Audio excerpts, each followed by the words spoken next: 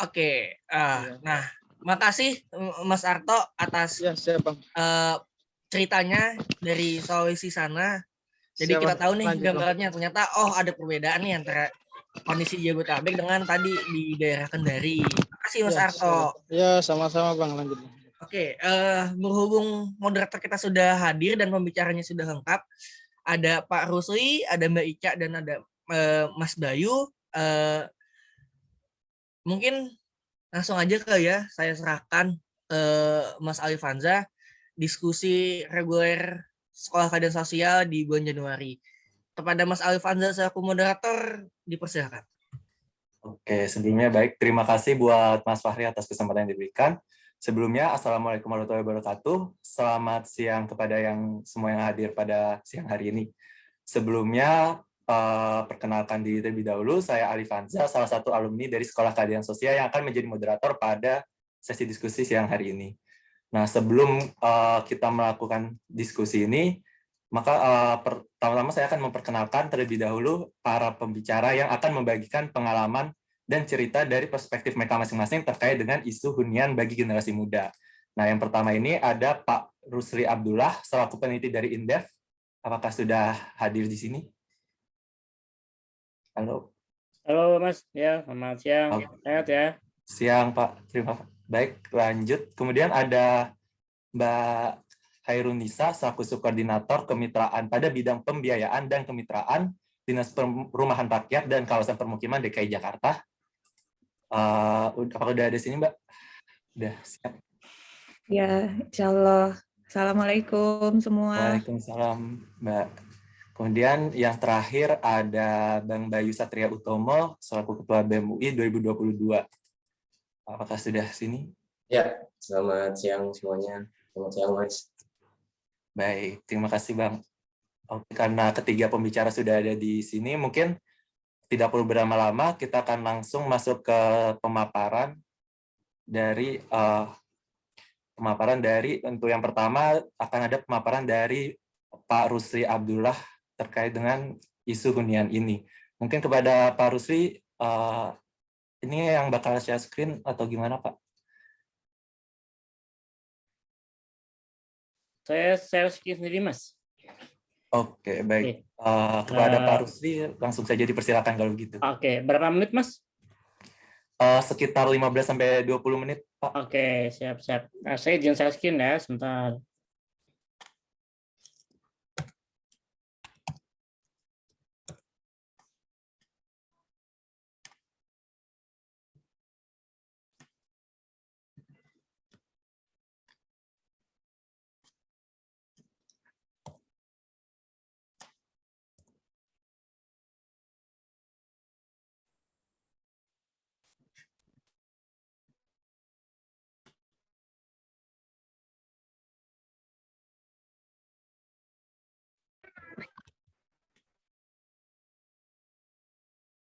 Mas, ini agak loading. Wait. Oke, assalamualaikum warahmatullahi wabarakatuh. Assalamualaikum warahmatullahi wabarakatuh. Selamat siang kepada teman-teman semua. Selamat kita semua kita dalam keadaan sehat ya. Tetap hati-hati, Omikron makin menggila seperti itu. Bor DKI Jakarta makin meningkat dan semoga kita ini ya terhindarkan dari infeksi Omikron ini. Karena beberapa teman di inner circle saya udah mulai kena nih, ada 1-2 orang teman satu kantor sudah mulai benar-benar makin mendekat kepada diri kita masing-masing untuk yang Omikron ini. Tapi beruntung kita udah ini ya, sudah vaksin. Kalau yang belum vaksin cepetan vaksin. Kalau yang ada kesempatan mendapatkan booster, segera untuk mendapatkan booster itu. Oke, sebentar ini.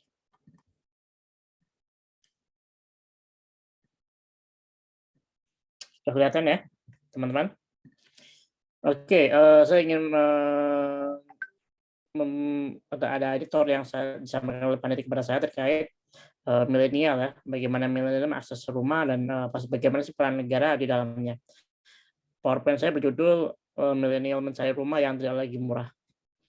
Nah, ini outline-nya seperti ini. Ya, pendahuluan. Intinya papan atau rumah itu sebagai salah satu elemen kebutuhan dasar ya, pangan, sandang, papan.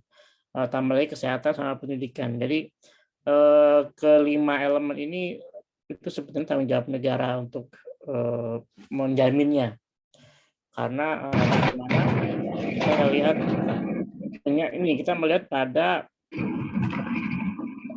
ideologi negara yang kita anut ya, yang lebih condong ke welfare state seperti yang ada di pembangunan Undang-Undang Dasar 45. Lebih spesifiknya kewajiban itu ataupun peran negara ini termaktub dalam pasal 27 ayat 2 Undang-Undang 45 yang menyatakan bahwa setiap warga negara berhak atas penghidupan yang layak bagi kemanusiaan. Penghidupan yang layak itu ya salah satunya pasti yang basic ya, itu makanan ya, food, sandang, pakaian agar kita bisa menutupi tubuh kita, dan papan. Jadi pangan, sandang, papan itu adalah minimum requirement bagi seseorang manusia untuk bisa hidup secara layak. Dan kebutuhan rumah adalah salah satu elemen yang dibutuhkan untuk hidup layak. Entah itu mau kontrak, entah itu mau beli, itu isu yang lain seperti itu. Tapi bahwa ada rumah atau ada tempat untuk bernaung secara layak itu adalah wajib pemerintah. Jadi terkait dengan di sini ada semacam trade off ya. Pemerintah mau memilih menyediakan rumah bagi yang murah atau membenahi dulu tuh kawasan kumuh di perkotaan. Ini menjadi salah satu semacam trade off bagi pemerintah. Dan saya kira pemerintah saya melihat memiliki dua-duanya, meskipun sampai saat ini masih banyak sekali kendala yang masih dihadapi dan goal dua-duanya belum terpenuhi. Masih banyak kawasan kumuh misalnya, yang kedua penyediaan rumah masih belum memenuhi kan. Hal ini terlihat dari backlog perumahan kita. Nah, jadi ini data tahun 2014. Jadi waktu itu ada shortfall dari rumah itu 12 juta rumah. Jadi setiap tahun itu ada demand 800, supply cuma 400. Nah, pemerintah waktu itu ada program juta rumah yang dimulai bulan Januari di tahun 2015 sampai sekarang itu masih ada.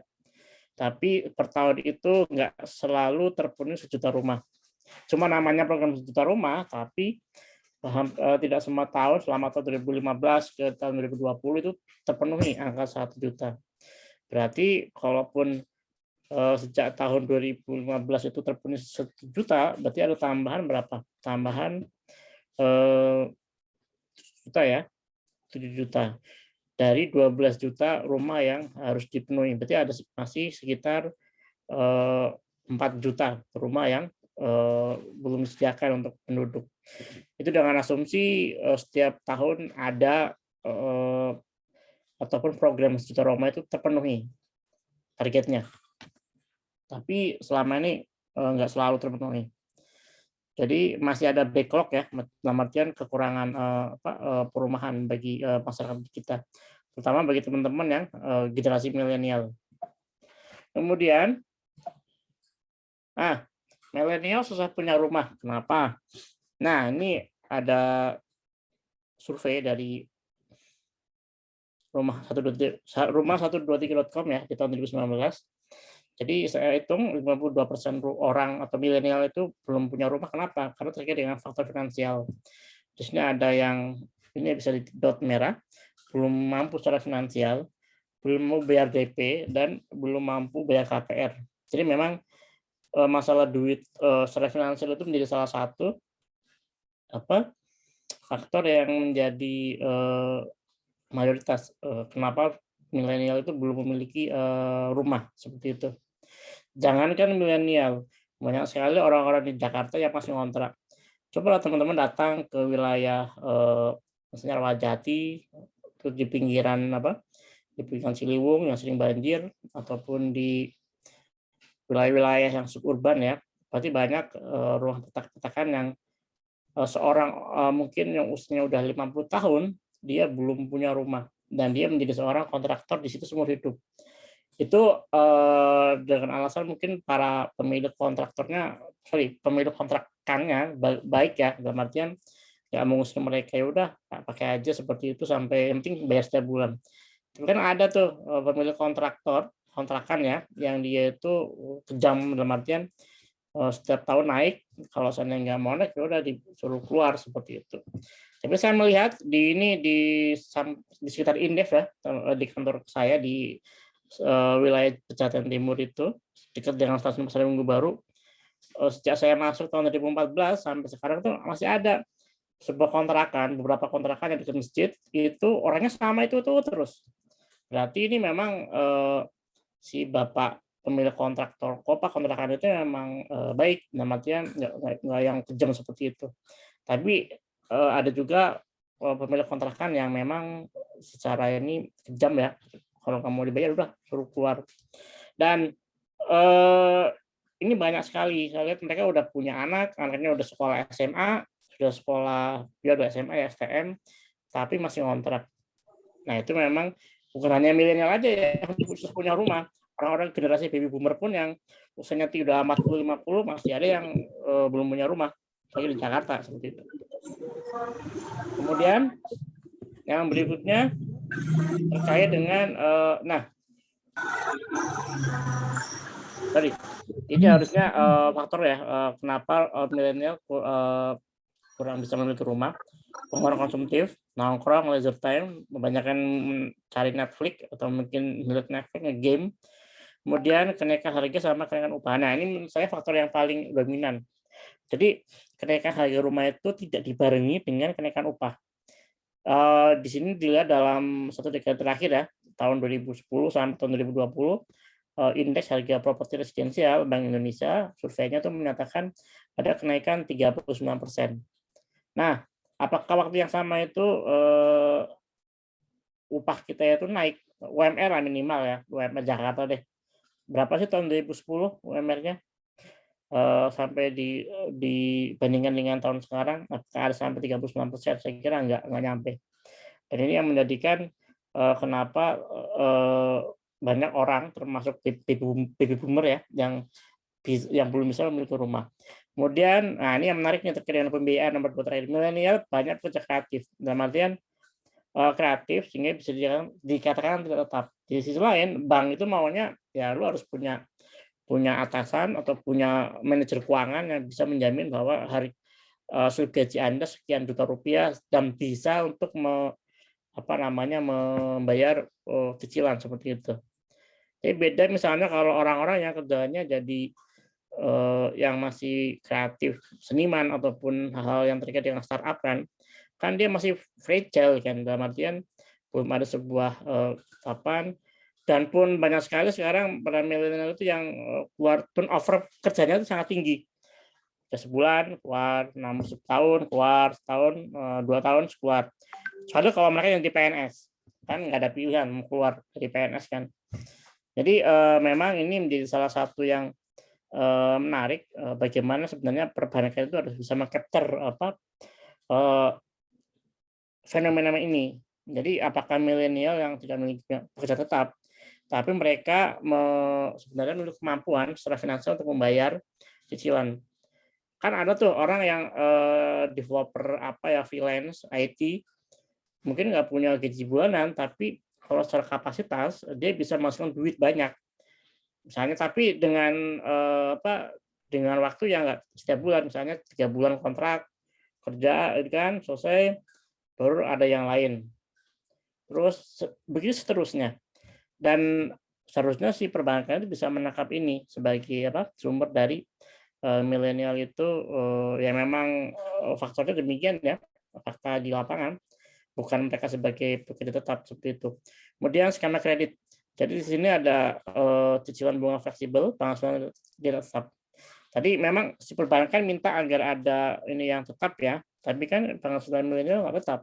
Tadi yang pekerja kreatif yang selalu berpindah-pindah, nggak ada semacam garansi dari pihak manajer keuangan. di kantor saya, orang kalau mau mungkin semua juga di kantor-kantor lain ya, orang mau ngajuin kredit pasti harus ada surat keterangan dari direktur keuangan bahwa gaji si A ini berapa juta per bulan sehingga dia bisa untuk apa? Memastikan bisa membayar cicilan setiap bulan. Kalau seandainya cicilan misalnya 3 juta, ya berarti gajinya harus 9 juta minimal kan, berarti sepertiganya, karena kan cicilan harus sepertiga. Dan tidak jarang ketika kita meminta surat keterangan itu, cerita dari teman-teman saya yang di kantor lain, ya quote and quote angka gajinya dinaikin, yang gajinya cuma 6 juta misalnya, terus karena butuh 10 juta, ya udah dinaikin 10 juta surat keterangan itu. Jadi memang kadang hal yang seperti ini yang pada akhirnya juga menjadikan kenapa banyak misalnya kredit macet dan sebagainya. Itu part of ya, bagian kecil dari apa namanya permainan sebelum kita bisa mendapatkan rumah. Nah, oke. Yang pasti gini, ini menarik. Bagaimana dengan membuat rumah singgah, terutama bagi mereka yang bekerja kreatif ya, yang belum punya rumah-rumah yang misalnya belum punya pekerjaan tetap, tapi mereka udah kreatif, udah bisa menghasilkan duit secara banyak dalam jumlah banyak, tapi memang secara administrasi belum memenuhi apa ini perbankan, ya udah berarti mungkin pemerintah bisa menyediakan rumah singgah dalam artian semacam rumah kontrakan ya punya pemerintah, tapi para pekerja kreatif atau milenial oke suruh tinggal di situ sampai mereka bisa menyicil rumah maksimal berapa tahun lah di situ. Jadi ini menarik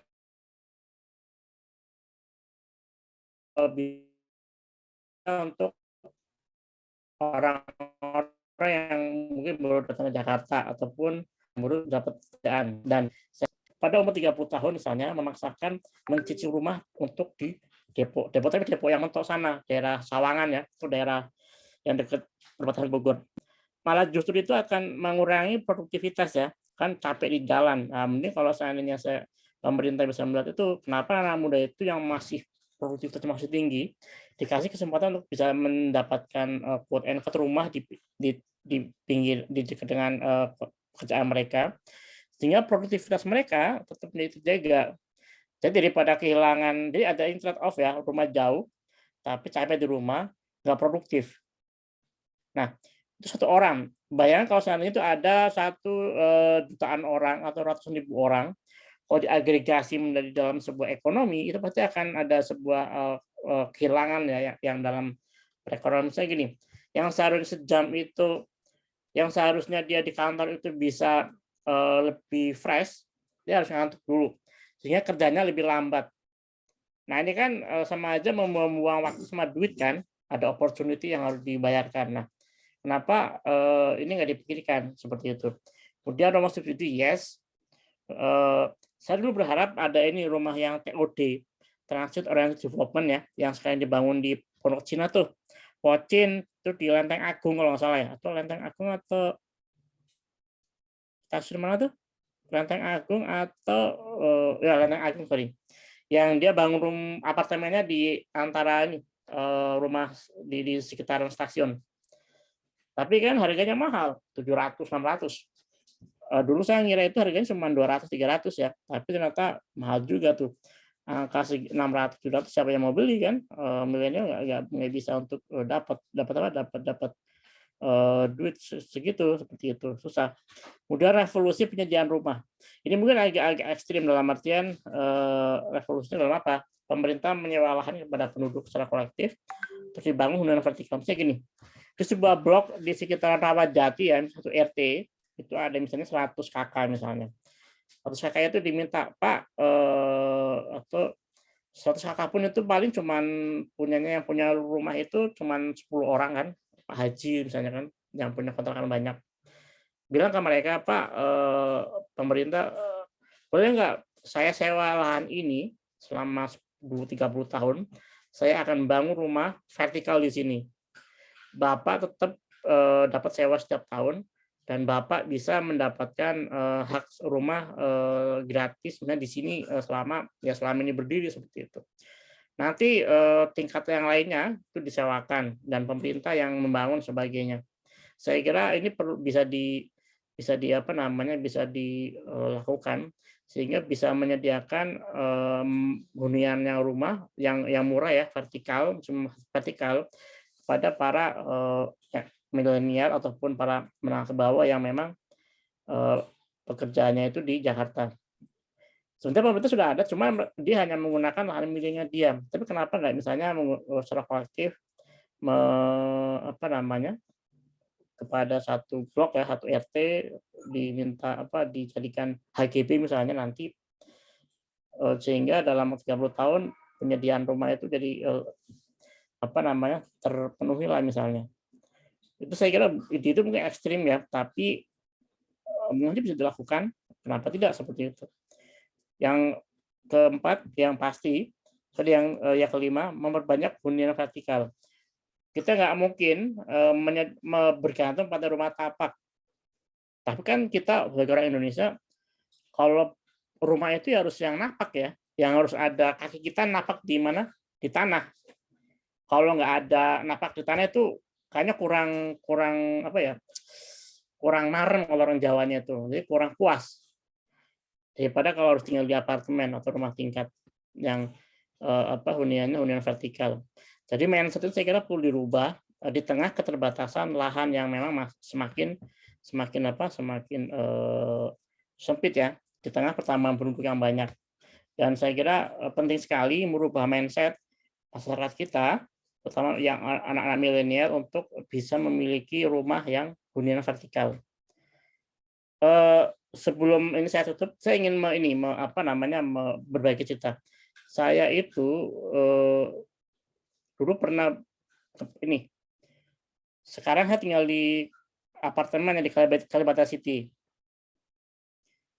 Teman-teman saya tinggal di Bojonggede, Citayam, Sawangan, Depok sana. Terus pada mikir apa yang menjadi pertimbangan saya kenapa saya nggak ambil rumah di Depok atau ambil rumah di Sawangan atau Citayam atau bahkan Bogor. Saya sampaikan ketika saya pernah dulu coba ngontrak di Depok ya, di Depok Timur, di Sukma Jaya, belakang Polsek Sukma Jaya. Setiap hari harus naik motor ke Pocin 6 kilo, kemudian bolak-balik. Ini intinya capek dan waktu saya terbuang berarti koneknya ke Pasar Minggu Baru sekitaran 20,5 jam. 1,5 jam lah, 1,5 jam setiap hari. 3 jam saya di jalan. Nah 3 jam itu saya hitung nih, kan saya mungkin di Indef itu kan ibaratnya lebih kepada penulisan dan sebagainya ya. Saya 3 jam itu saya konversi menjadi hal yang bisa saya manfaatkan untuk quote and quote, satu menghasilkan duit, ya nulis artikel di koran ya, sama untuk bagaimana 3 jam ini, yang 2 jam ini bisa saya optimal dalam bekerja, lebih produktif seperti itu. Nah pertimbangannya adalah saya mungkin akan di sini di hunian vertikal ini sampai saya dapat anak dua yang mereka sudah mau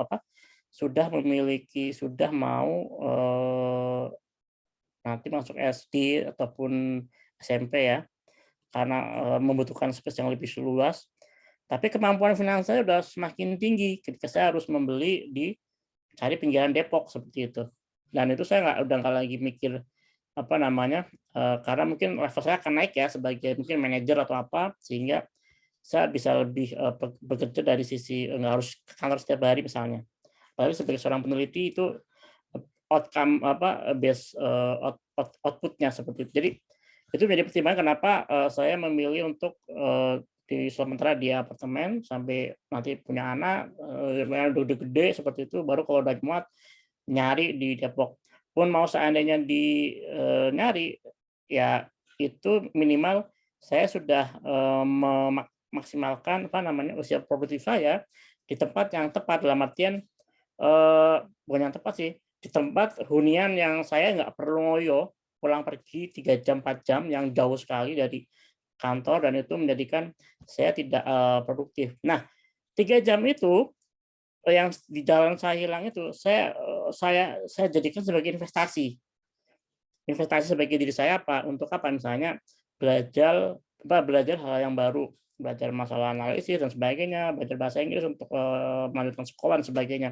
Itu saya anggap sebagai investasi 3 jam itu. Dengan kompensasi 3 jam saya di jalan pulang pergi ke Depok misalnya.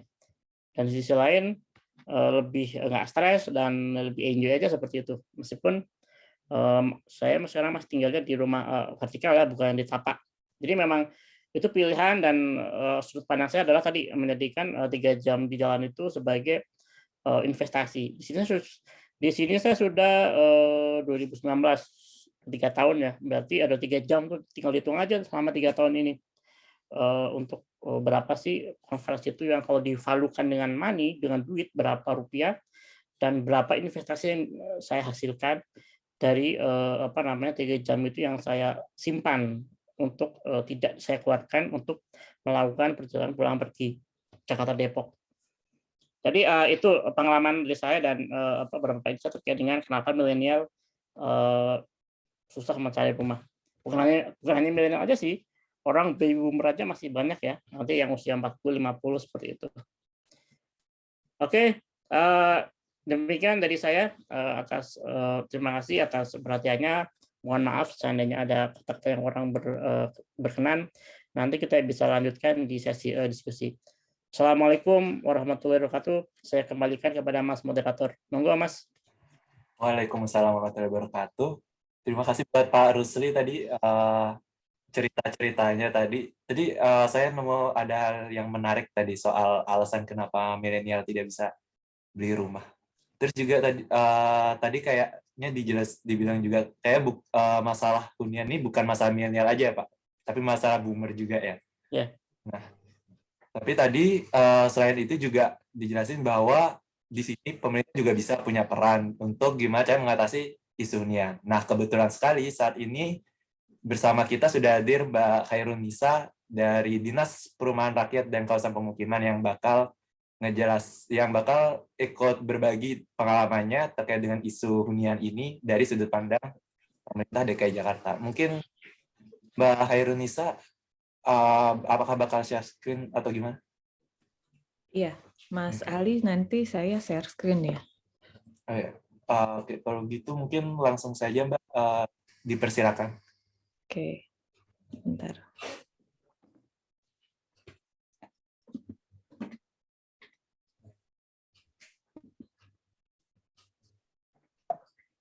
Ya, makasih ya Mas Ali, teman-teman semua atas waktunya pada siang hari ini.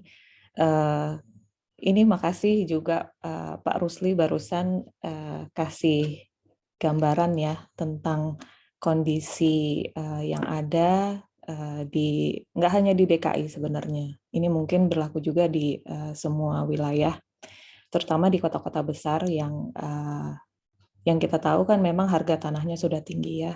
Jadi otomatis harga rumah pun juga sangat tinggi kalau bisa kita bilang.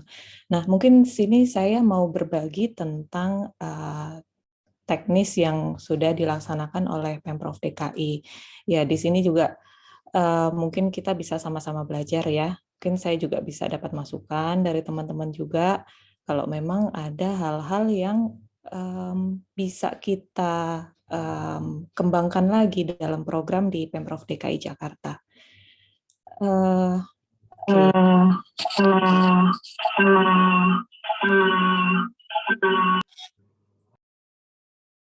Oke, bisa saya lanjut ya. Jadi memang ada program yang sedang dilaksanakan oleh Pemprov DKI Jakarta, yaitu sekarang ini untuk program pemilikan rumah. Namanya itu program DP 0 rupiah. Nah, ini dasar-dasar hukumnya ya, mungkin nggak usah saya sebutkan satu persatu, nanti bisa saya share untuk teman-teman, bisa dibaca masing-masing. Apa itu DP 0 rupiah? Jadi mungkin teman-teman juga udah tahu ya, DP 0 rupiah adalah program dari Pemprov DKI Jakarta yang tujuannya untuk memfasilitasi pembiayaan. Jadi yang kita fasilitasi adalah pembiayaannya, bukan penyediaannya. Nah, di sini memang dikhususkan untuk masyarakat berpenghasilan rendah. Oke, jadi ada 2 produk yang ditawarkan untuk program DP 0 rupiah itu sendiri. Jadi yang pertama ini yaitu pembiayaan dari sisi uang muka pemilikan rumah.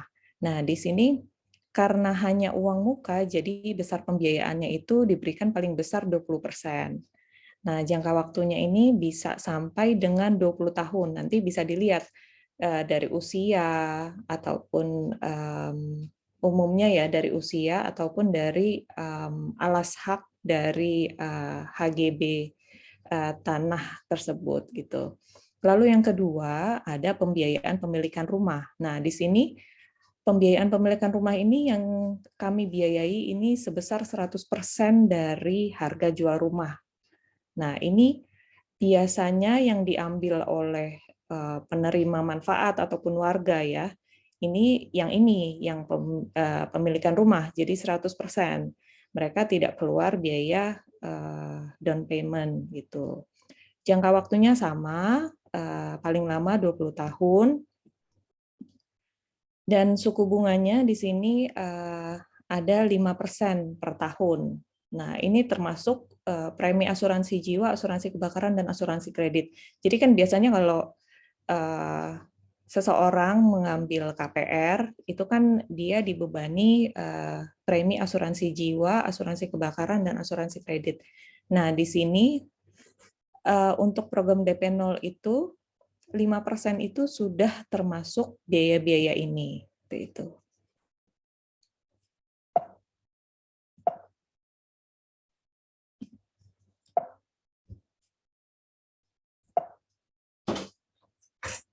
Oke, tunggu sebentar.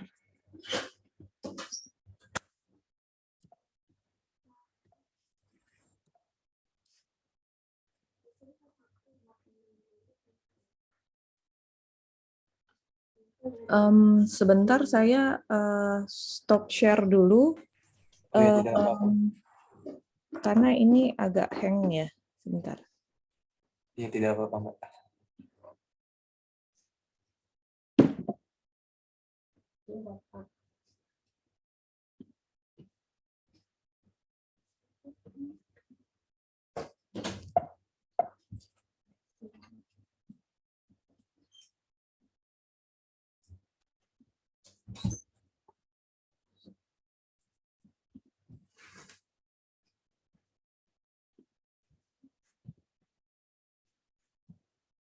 Oke, lanjut. Jadi di sini ada persyaratan bagi penerima manfaat. Jadi warga yang berminat untuk ikut program DP 0 rupiah, kami menyebutnya sebagai penerima manfaat. Nah, di sini harus memiliki KTP elektronik DKI Jakarta dan KK DKI Jakarta ya. Lalu yang kedua belum memiliki rumah, dibuktikan dengan surat keterangan yang diketahui oleh lurah setempat. Yang ketiga, tidak sedang menerima subsidi perumahan dari pemerintah pusat atau pemerintah daerah. Yang keempat, melampirkan akte nikah bagi yang sudah menikah. Yang kelima, memiliki nomor pokok wajib pajak atau NPWP. Yang keenam, penghasilan maksimal 14,8 juta rupiah. Ini batasan tertinggi bagi penerima manfaat. Ini merupakan penghasilan rumah tangga. Itu. Lalu kriterianya itu seperti apa? Ya, yang pertama orang tersebut harus memenuhi syarat dari penerima manfaat. Lalu yang kedua memenuhi ketentuan perbankan. Yang ketiga, pemohon dan pasangan tidak memiliki aset tanah dan bangunan. Yang keempat, pemohon dan pasangan bagi yang menikah tidak memiliki kendaraan roda 4 lebih dari 1 ataupun NJKB ya, nilai jual kendaraan bermotor maksimal 250 juta.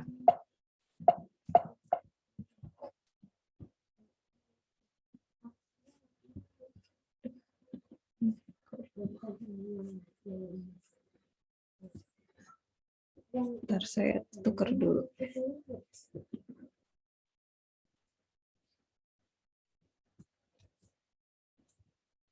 Oke.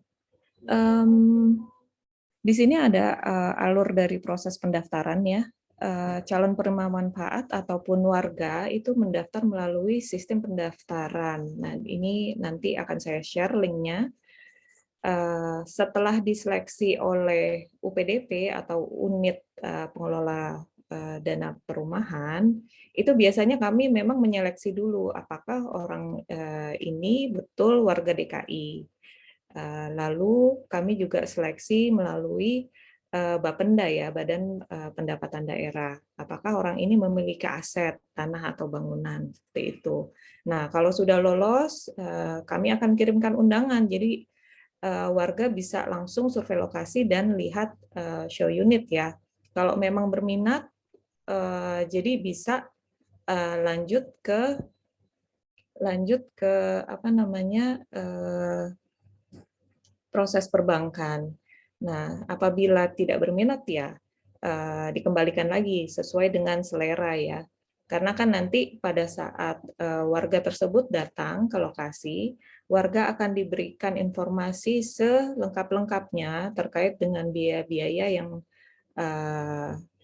harus harus dikeluarkan, karena memang unit yang ada saat ini untuk program DP 0 rupiah itu adalah hunian vertikal ya, apartemen-apartemen. Pastinya di situ ada biaya IPL, lalu misalnya nanti ada sinking fund yang harus dikumpulkan, ataupun ini kan kalau untuk apartemen kan tanahnya tanah bersama.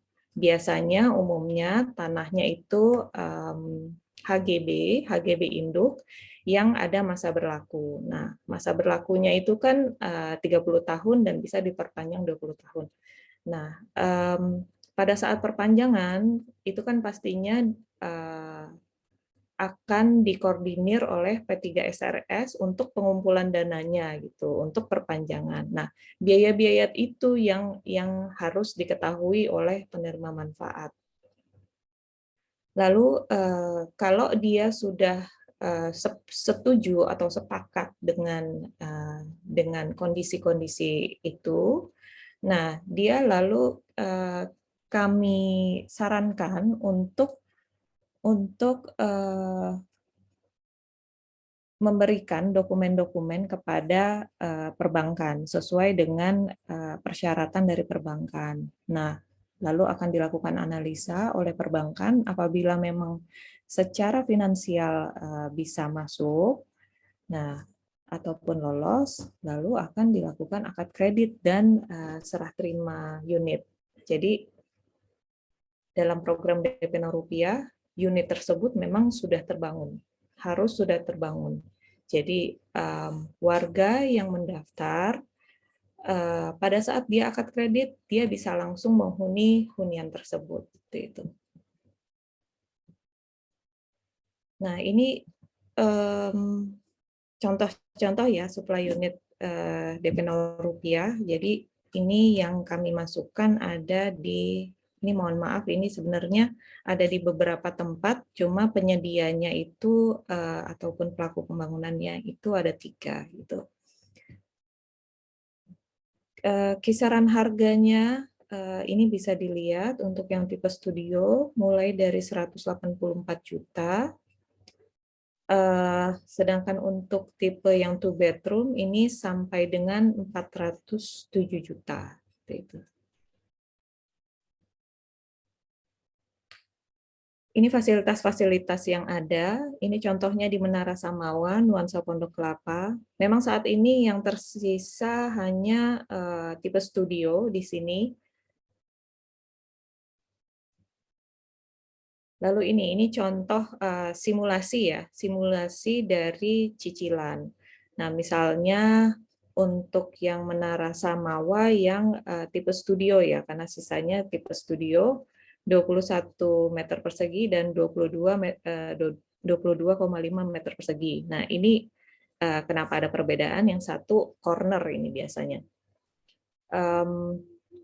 cicilannya yang paling umum diambil itu biasanya di 15 tahun. Ini yang paling umum. Ada juga sih yang 20 tahun. Nah, cicilannya sih cukup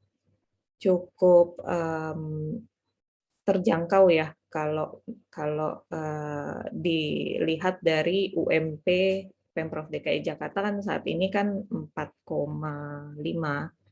Nah, ini sih semoga sih masih bisa terjangkau. Karena kan kalau untuk milenial sendiri kan rata-rata mungkin yang baru lulus kuliah, baru mulai kerja, atau sudah menikah, baru menikah, atau baru punya anak satu, mungkin untuk studio ini masih memungkinkan ya. Mungkin nanti kalau sudah ada peningkatan dari segi penghasilan, dia bisa rubah ke tipe 2 bedroom. Ini juga masih memungkinkan.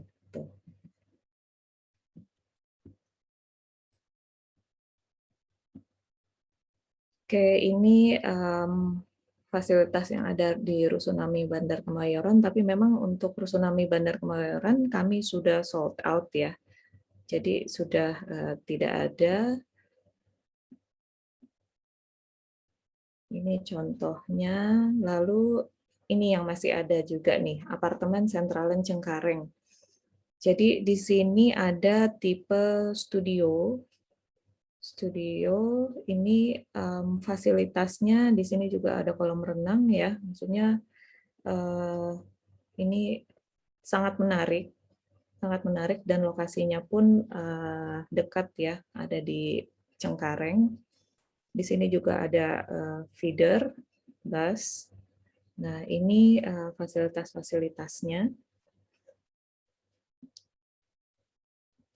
Nah, ini contoh simulasi dari cicilannya untuk yang Sentralan Cengkareng. Di sini ada juga kami kerjasama dengan swasta, yaitu PT Inten, salah satu anak usaha dari Cempaka Group. Ini ada di apartemen Green Park View. Di sini juga fasilitasnya cukup baik ya. Ada kolam renang dan lain-lain. Nah, ini ada berbagai macam tipe di sini. Ada yang 1 bedroom dan 2 bedroom. Nah, oke. Untuk informasi terkait program DP 0 rupiah, ini nanti teman-teman bisa coba login ya ke sini. Lalu ini yang mau saya sampaikan juga terkait dengan Rusunawa. Kalau tadi kan rusun milik ya. Kalau ini Rusunawa, memang Rusunawa, rusun milenial itu sudah ada peraturan dari kepala dinas bahwa ada penunjukan lokasi untuk rusun milenial, seperti itu. Nah, ini dasar-dasar hukumnya, penetapan Rusun Daan Mogot Tower 6 dan 7 sebagai rumah susun sewa dengan calon penghuni kelompok masyarakat berpenghasilan rendah yang tergolong generasi milenial. Nah, apa itu rusun milenial? Nah, ini rusunawa yang disediakan oleh Pemprov DKI Jakarta yang diperuntukkan bagi kelompok masyarakat berpenghasilan rendah yang tergolong generasi milenial yang bertujuan untuk menyediakan hunian yang layak, berkualitas, dan terjangkau di pusat kota, serta terintegrasi dengan transportasi publik. Nah, ini untuk rusunnya yang ini ya, teman-teman. Rusunnya yang ini terletak di Jalan Pesakih atau Jalan Daan Mogot kilometer 14. Nah, di depannya ini ada Masjid Raya Hashim Asy'ari. Nah, ini juga salah satu masjid terbesar ya di Indonesia mungkin. Lalu tarif layanannya memang saat ini belum ditetapkan tarif retribusi layanan. Nah, nantinya akan ditetapkan melalui peraturan gubernur. Gitu. Ini saya sampaikan syarat calon penghuni untuk Rusunawa. Nih, memenuhi kategori sebagai MDR, memiliki KTP elektronik DKI dan KK, memiliki penghasilan dibuktikan dengan surat keterangan penghasilan, memiliki NPWP, sudah menikah dibuktikan dengan surat nikah atau dokumen yang dipersamakan, tidak memiliki tempat tinggal milik sendiri dibuktikan dengan surat keterangan lurah setempat, sanggup membayar biaya sewa rusunawa, biaya listrik, biaya air, dan atau biaya lainnya yang ditetapkan oleh Kepala UPRS. Nah, ini kriterianya. Salah satu atau kedua dari pasangan pernikahannya merupakan kelahiran antara tahun 1980 sampai dengan 1995. Ini kriteria pertama. Lalu yang kedua, memiliki batas penghasilan rumah tangga maksimum antara 7 juta rupiah sampai dengan 9.500.000 rupiah. Yang ketiga, tidak memiliki kendaraan roda 4. Ini tidak diperkenankan ya. Lalu tidak memiliki kendaraan roda 2 melebihi 2 unit. Tuh. Ini proses-proses tata cara penghuniannya. Nanti warga yang memenuhi persyaratan bisa mendaftar melalui aplikasi Sirukim, yaitu Sistem Informasi Perumahan dan Permukiman, bisa di website ataupun di smartphone. Nah, dengan melampirkan berkas-berkas ya, nanti akan diverifikasi. Setelah verifikasi akan dilakukan seleksi penghuni dan lalu dilanjutkan dengan sosialisasi dan pengundian penempatan. Nah, ini setelah penandatanganan perjanjian sewa dan surat pernyataan akan dilakukan penyerahan kunci. Gitu. Ini tata tertib, ini umum ya sifatnya ya. Jadi nggak hanya untuk rusun yang milenial, tapi juga untuk rusunawa yang terprogram ataupun yang umum lainnya. Itu. Oke, dari saya sekian. Mungkin nanti akan lebih banyak sifatnya diskusi ya, Mas Ali ya. Ya, oke. Makasih. Assalamualaikum warahmatullahi wabarakatuh. Waalaikumsalam warahmatullahi wabarakatuh. Terima kasih Mbak. Tadi udah dijelasin banget, lengkap banget tentang gimana sih program rusun rumah DP 0 dari Pemda DKI Jakarta. Terus di sini juga di kolom chat kelihatannya sudah banyak yang ingin memberikan tanggapan sama pertanyaan. Tapi kita tahan dulu karena sekarang kita akan mendengar satu lagi perspektif dari anak muda ya langsung. Karena kan kita sekarang lagi ngebahas isu hunian bagi generasi muda. Jadi kayak kalau belum dengar perspektif generasi muda sendiri masih ada yang kurang gitu ya. Jadi sekarang langsung aja kepada Bang Bayu, apakah sudah siap? Ya, Bang, aman. Oke, baik Bang, dipersilakan. Ya, terima kasih. Assalamualaikum warahmatullahi wabarakatuh.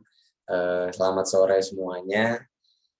Ya, sebelumnya tadi terima kasih Mas Rusli dan Mbak Khairunisa atas pemaparannya. Tadi saya juga dapat banyak hal baru ya dari diskusi sore hari ini gitu, karena sebetulnya mungkin kalau saya boleh bilang permasalahan tentang perumahan gitu ya, permasalahan tentang ya misalnya kalau dalam kajian ilmu sosial politik tuh biasanya menyangkut pada hak atas hunian yang layak gitu ya, itu jarang gitu ya dibahas gitu. Jadi menurut saya ini kemudian jadi diskusi yang menarik gitu. Kalau tadi Bang Mijo bilang kelahiran 1998 bisa apa gitu. Kebetulan saya kelahiran 2000 Bang. Jadi mungkin nggak tahu masih bisa disebut milenial atau enggak gitu, atau apa sekarang ada generasi Z gitu ya. Jadi ini memang menurut saya jadi satu isu yang satu tadi jarang dibahas, tapi kemudian bagi saya juga ini adalah isu yang cukup penting gitu ya untuk kita ketahui bersama gitu. Nah mungkin kalau tadi dua pembicara sebelumnya menggunakan PPT, kebetulan saya tidak menyiapkan PPT, tapi mungkin di sini saya ingin menampilkan gitu. Jadi pada tahun 2019 akhir ya, waktu itu saya masih aktif di BEM FISIP UI. Nah waktu itu kami itu membuat semacam infografis gitu terkait dengan rumah milenial lah gitu, dan bagaimana kondisi apa ya istilahnya, kondisi dari ketersediaan atau misalnya harga dari rumah gitu dengan misalnya kondisi dari milenial itu sendiri gitu. Jadi saya juga izin share screen sedikit saja gitu nanti mungkin, tapi saya akan juga lebih banyak membahas tentang opini saya pribadi ya tentang bagaimana kita misalnya milenial nih apakah bisa memiliki rumah atau tidak gitu. Jadi sebenarnya ini hanya 6 poin ya yang kami coba paparkan ya dalam infografis ini gitu, bahwa 61% milenial di Jakarta dari total 2.460.400 jiwa itu tidak memiliki rumah gitu. Jadi ya memang masih banyak ya yang bergantung gitu dengan rumah orang tuanya, apalagi misalnya kalau di Jakarta gitu ya, ya rumah orang tua yang misalnya sudah ada gitu dan jadi tempat yang strategis gitu, akhirnya membuat kalau misalnya milenial tadi misalnya kata Mbak Khairunisa baru lulus kuliah atau misalnya belum menikah, itu sekarang tuh saya melihatnya juga cenderung lebih memanfaatkan rumah orang tua gitu. Nah ini juga dari luas tanah ideal minimal 177 meter persegi gitu, dan ya memang lahannya sangat terbatas gitu ya. Tadi bahkan misalnya untuk apartemen tipe studio tuh menurut saya juga sangat kecil gitu ya untuk ukuran misalnya satu keluarga gitu kan. Lalu juga di sini gaji rata-rata fresh graduate itu 5-8 juta per bulan dan butuh 11,6 tahun untuk membeli rumah seharga 700 juta dengan syarat memiliki tabungan 5 juta per bulan gitu. Jadi memang tadi ya banyak pilihan cicilannya gitu, tapi juga pas saya hitung ternyata gap antara tahun itu juga juga jauh gitu, gap antar gap jumlah dari cicilan gitu dengan harga aslinya dan juga dari cicilan 15 tahun ke 20 tahun saya tadi melihatnya cukup jauh gitu. Nah, terus tadi juga dijelaskan juga gitu ya oleh Mas Rusli gitu bahwa milenial nih banyak menggunakan penghasilannya itu untuk gaya hidup gitu. Jadi sekitar 50% penghasilan itu digunakan untuk gaya hidup dan tidak ditabung gitu untuk memiliki rumah gitu. Karena tadi juga saya melihat selain ada faktor yang disampaikan oleh Mas Rusli tadi gitu ya, selain faktor tidak punya uang untuk bayar DP, cicilan dan sebagainya adalah belum kepikiran gitu. Jadi itu juga jadi salah satu faktor gitu ya, bahwa jangan-jangan milenial sekarang atau anak muda sekarang pun masih belum kepikiran gitu untuk memiliki rumah sendiri gitu. Dan ini menurut saya juga yang jadi menarik ya, tentang harga rumah di Jakarta itu rata-rata naik 17,55% per tahun. Sedangkan UMR Jakarta nih di 2017 naik 8,25%. Terus kalau misalnya saya lihat ya di tahun 2021 itu naiknya hanya 3,5% gitu, dan ya ini sangat tidak berbanding lurus gitu dengan kenaikan harga rumah di Jakarta gitu. Jadi itu sih yang mungkin waktu itu sempat kita bahas ya, dan dijadikan pembahasan saat saya di BEM FISIP waktu itu, dengan salah satu sebenarnya kalau concern kita gitu ya dari teman-teman mahasiswa ini biasanya pembahasan tentang perumahan ini atau tentang rumah yang layak gitu, itu kita biasanya payung besarnya adalah hak atas kota dan lingkungan gitu. Jadi kalau ya hak atas kota itu kan sebenarnya juga ya walaupun lebih kepada juga tentang kebijakannya gitu ya. Poinnya kan misalnya kalau menurut Henry Lefebvre itu adalah bagaimana masyarakat kota berpartisipasi dalam pembangunan kotanya gitu, dan yang kedua adalah penolakan neoliberalisme atau privatisasi ruang-ruang kota gitu. Jadi menurut saya juga gitu ya, kalau tadi misalnya dari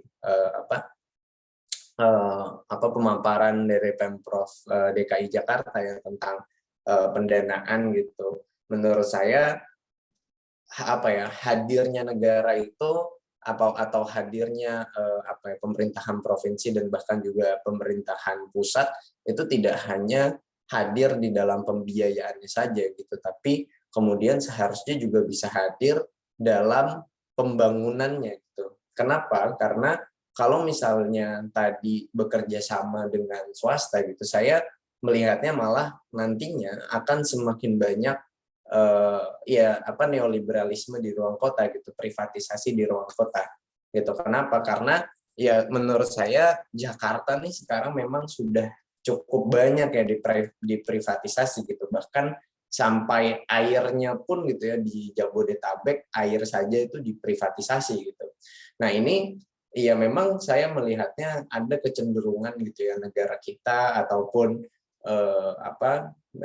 Pemprov DKI atau misalnya pemerintahan Provinsi Jawa Barat ya di sekitaran Depok dan Bekasi itu juga tertarik gitu ya dengan konsep neoliberalisme gitu, dengan konsep privatisasi gitu, karena ya kemudian pemerintah tidak perlu repot gitu untuk membangun satu perumahan gitu untuk menyediakan hunian yang layak bagi warganya, tapi kemudian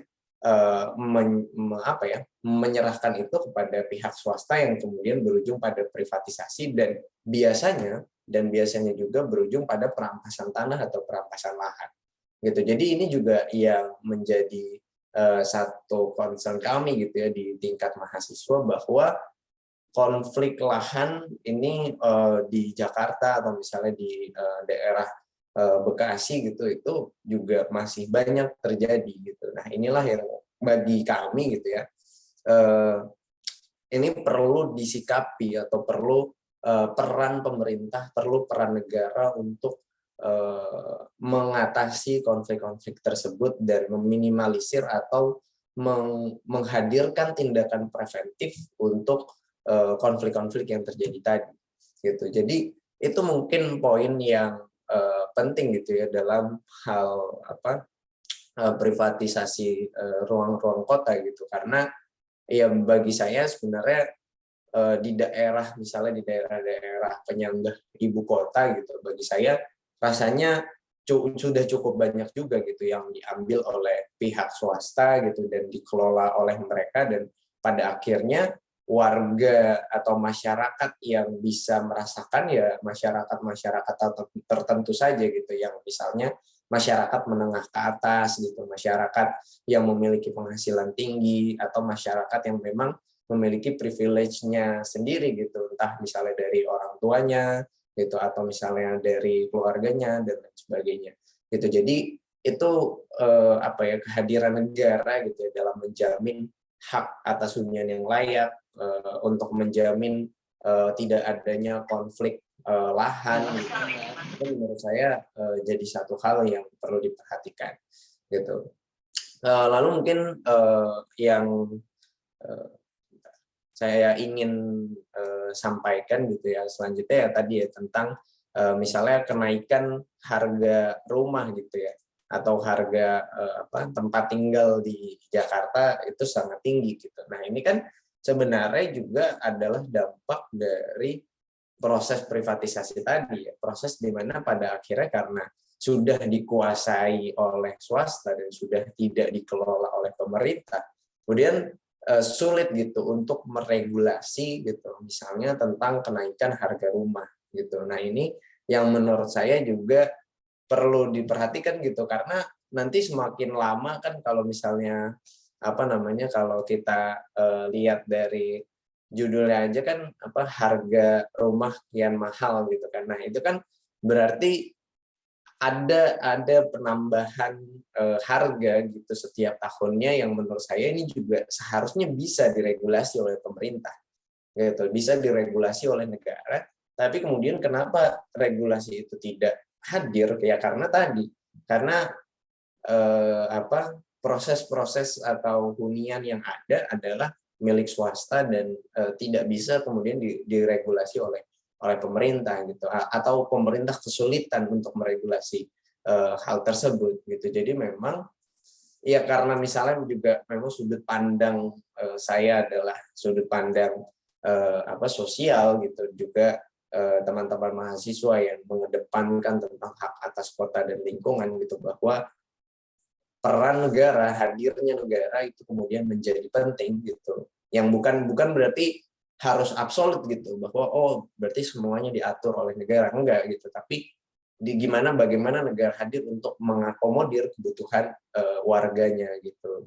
Mungkin itu yang bisa saya sampaikan dalam pemaparan kali ini gitu. Jadi saya pun juga sebenarnya sebagai milenial gitu ya, atau ya bisa atau mungkin generasi Z juga, karena belum lulus kuliah kali ya, jadi sebenarnya belum kepikiran gitu. Tadi benar kata Mas Rusli gitu, ada faktor belum kepikiran untuk memiliki rumah gitu. Tapi bagi saya pembahasan tentang perumahan, pembahasan tentang hak atas hunian yang layak ini jadi satu pembahasan yang menarik untuk kita bahas bersama. Mungkin itu Mas Ali yang bisa saya sampaikan. Terima kasih. Saya kembalikan ke Mas Ali sebagai moderator. Baik, terima kasih buat Bang Bayu atas penjelasannya. Tadi ada beberapa poin yang menarik. Salah satu ini sama sih kayak yang dibilang oleh Mas Nobi juga.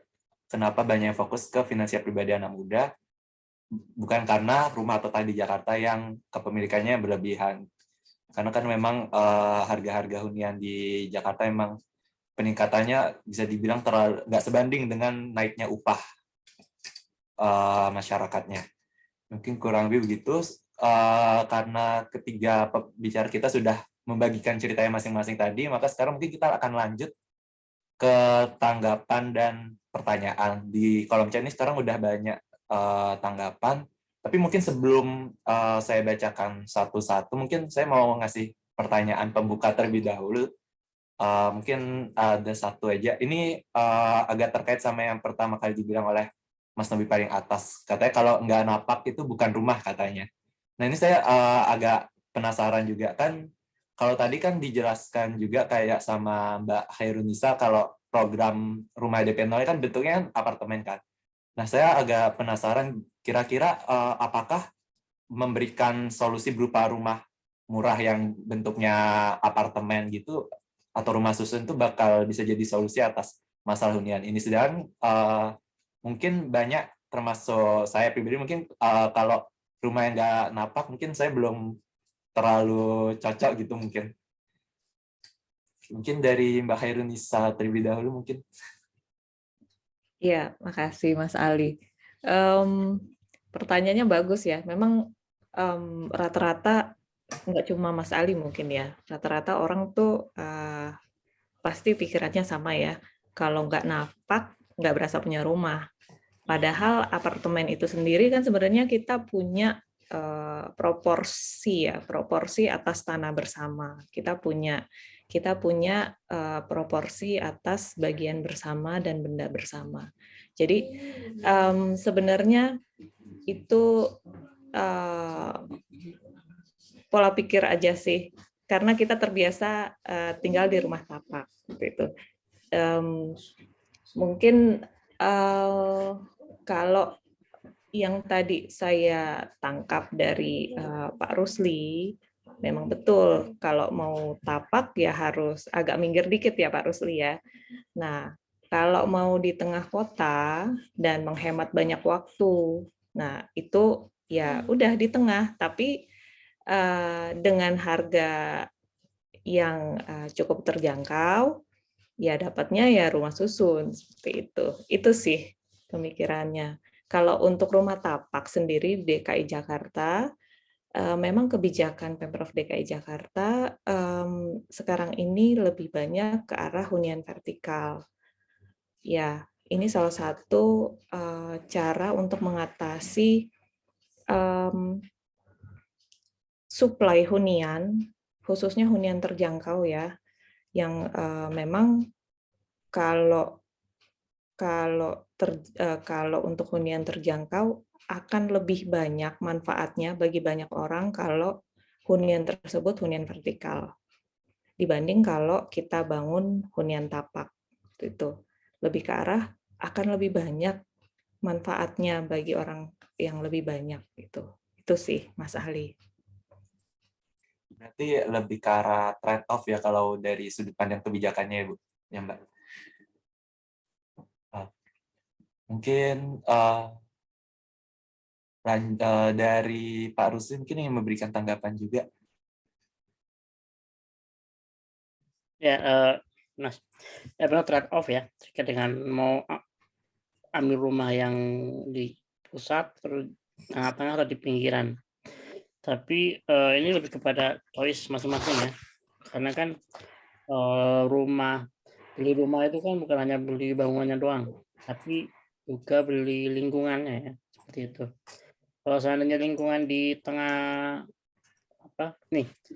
ada teman saya kerja di PLN pusat di Kemayoran, rumahnya di Bogor, setiap hari naik kereta, dia jalanin. Karena apa? Dia merasa nyaman tinggal di Bogor, ya udah. Berarti kan memang jadi lingkungannya itu memang menjadikan dia jadi semangat untuk komuter lain yang bolak-balik dari Bogor ke mana? PLN pusat atau Kebayoran ya maaf. Jadi kan ya itu the choice kan dari teman-teman. Jadi bagaimana tinggal, karena memang gini, faktor membeli rumah itu bukan hanya kita punya duit apa enggak, tapi juga faktor kenyamanan yang itu memang nggak bisa diukur dengan uang ya, seperti itu. Lebih kepada preferensi dari masing-masing pribadi.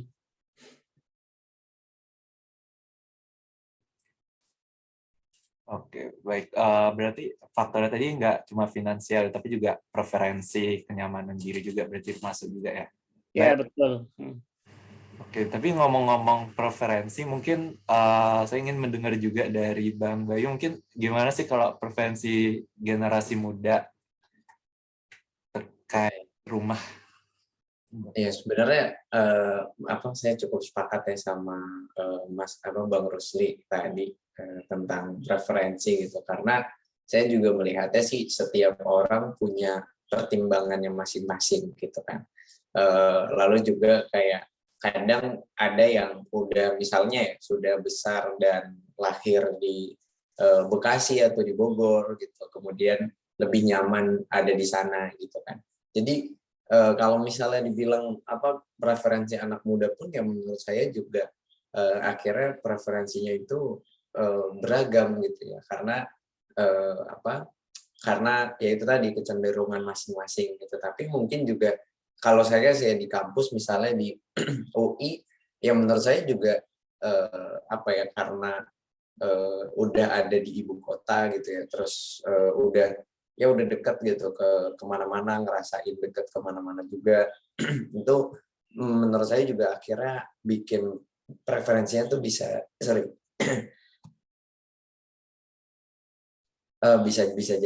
bisa jadi cenderung sama gitu ya, kalau misalnya dilihat dari universitasnya gitu, atau misalnya teman-teman di UNJ gitu waktu itu sempat diskusi juga gitu, karena ada di pusat ibu kota gitu, terus misalnya ada beberapa teman-teman yang orang Bekasi atau orang Bogor terus ngekos di sana gitu, habis itu ngerasa nyaman gitu kan, lebih enak dan lebih menghemat waktu gitu. Itu menurut saya juga bisa jadi pengaruh juga gitu, karena ya itu tadi mungkin kayak ya orang yang tinggal di Bekasi atau di Bogor gitu ya nggak mau pindah misalnya gitu, karena ya emang mindsetnya ada di sana, dan mungkin juga belum pernah merasakan gimana misalnya tinggal di pusat ibu kota gitu, yang misalnya lebih menghemat waktu seperti yang dibilang Bang Rusli tadi gitu. Jadi ya menurut saya masih cukup beragam sih kalau di tataran anak mudanya juga gitu, Bang.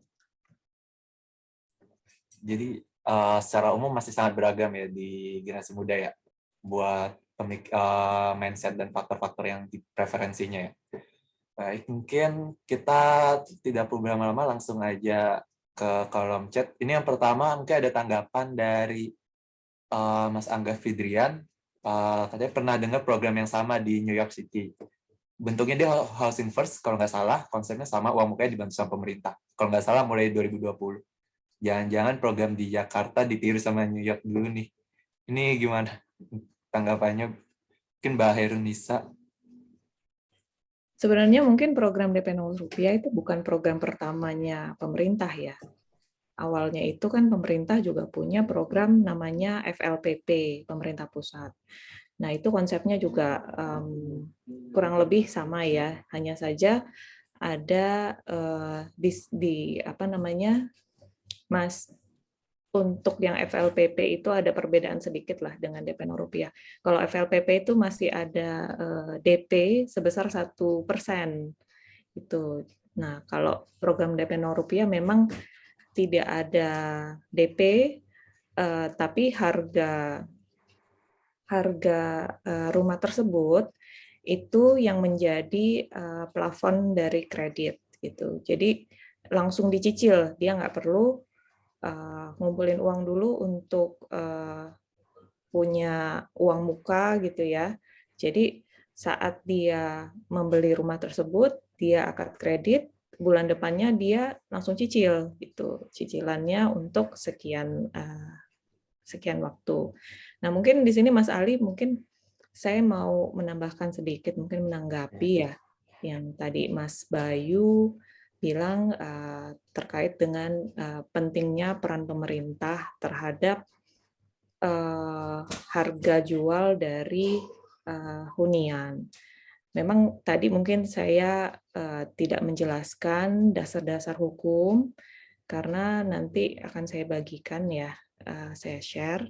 Dari salah satu dasar hukum tersebut ada Keputusan Gubernur nomor 606 tahun 2020 itu terkait dengan batasan tertinggi harga jual dari hunian DP 0 rupiah. Jadi memang pemerintah di sini membatasi harga hunian untuk masing-masing wilayah. Nah, di situ ada untuk yang tahun 2020 dan tahun 2021. Untuk yang tahun 2022 memang kami sedang coba susun. Dulu kami kerjasama dengan LM-FEB UI untuk penyusunan harga jual. Untuk tahun ini, insya Allah sih tetap dengan LM-FEB UI ya untuk ketetapan harga jual di tahun 2022 seperti itu. Mungkin itu dulu ya, Mas Ali ya. Terima kasih. Oh iya. Oh, ini mungkin ada sedikit follow up dari Bang Bayu. Itu rumah yang hanya DP 0 rupiah atau semuanya, Mbak? Kalau yang kami tetapkan memang sampai saat ini untuk program DP 0 rupiah. Karena kalau harga rumah umumnya yang ditawarkan oleh pengembang itu sudah sangat tinggi ya, Mas Ali ya. Jadi kami memang menetapkan batasan tertinggi supaya ini masih bisa dijangkau oleh masyarakat. Seperti itu. Baik, oke. Kemudian mungkin sebelum naik, ini ada satu follow up lagi dari Mas Jendra Irdam. Kalau harga primary kan dibatasi, kalau secondary market untuk rusunami yang dibangun sama dinas perumahan dikontrol atau dibatasi juga ke harga-harganya atau dibiarkan saja sesuai pasar? Ya, jadi memang ada ketentuannya, Mas Ali. Untuk hunian DP 0 rupiah itu tidak bisa dialihkan tanpa melalui UPDP. UPDP itu unit pengelola dana perumahan kami ya. Jadi saat pembeli unit tersebut mau menjual itu harus melalui kami. Nah, itu pastinya harganya juga akan ditentukan oleh Pemprov DKI Jakarta. Nggak bisa unit tersebut dijual seperti halnya secondary market pada umumnya gitu. Karena memang harus melalui unit pengelola dana perumahan. Seperti itu. Berarti ada perantaranya ya, Mbak? Nggak bisa langsung jual beli gitu? Nggak bisa. Karena memang kan syaratnya itu kan sudah kami tetapkan di awal. baik itu primary, nanti secondary pun akan sama. Akan kami carikan yang memang benar-benar berhak dan memang eligible untuk hunian DP 0 seperti itu. Baik, oke, baik. Kemudian kita lanjut ke pertanyaan berikutnya. Ini ada dari Muhammad Fitra Ramadan. Ini mungkin saya baca, dibandingkan dengan kota-kota yang comparable dalam hal populasi, di Jakarta terdapat adanya fenomena missing middle housing, di mana hanya terdapat pilihan rumah tapak atau apartemen, tidak adanya mid-rise housing. Mengapa hal ini terjadi? Terus apakah regulasi yang berlaku dapat mengakomodir penyelesaian isu tersebut? Mungkin untuk yang pertanyaan pertama, mungkin saya akan berikan ke Pak Rusli, mungkin bisa dijawab. Iya, Mas. Itu terkait dengan apa, Mas? Middle loss apa? Middle housing, missing middle housing. Oke.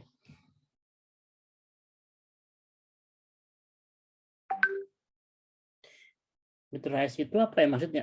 Apa jenis rumahnya ya? Mungkin buat Mas Fitra bisa on mic, mungkin sambil on cam juga, mungkin dijelaskan sedikit. Oh ya, jenis rumahnya kan di chat. Oke. Ada flat 3 lantai gitu jarang. Oh gitu.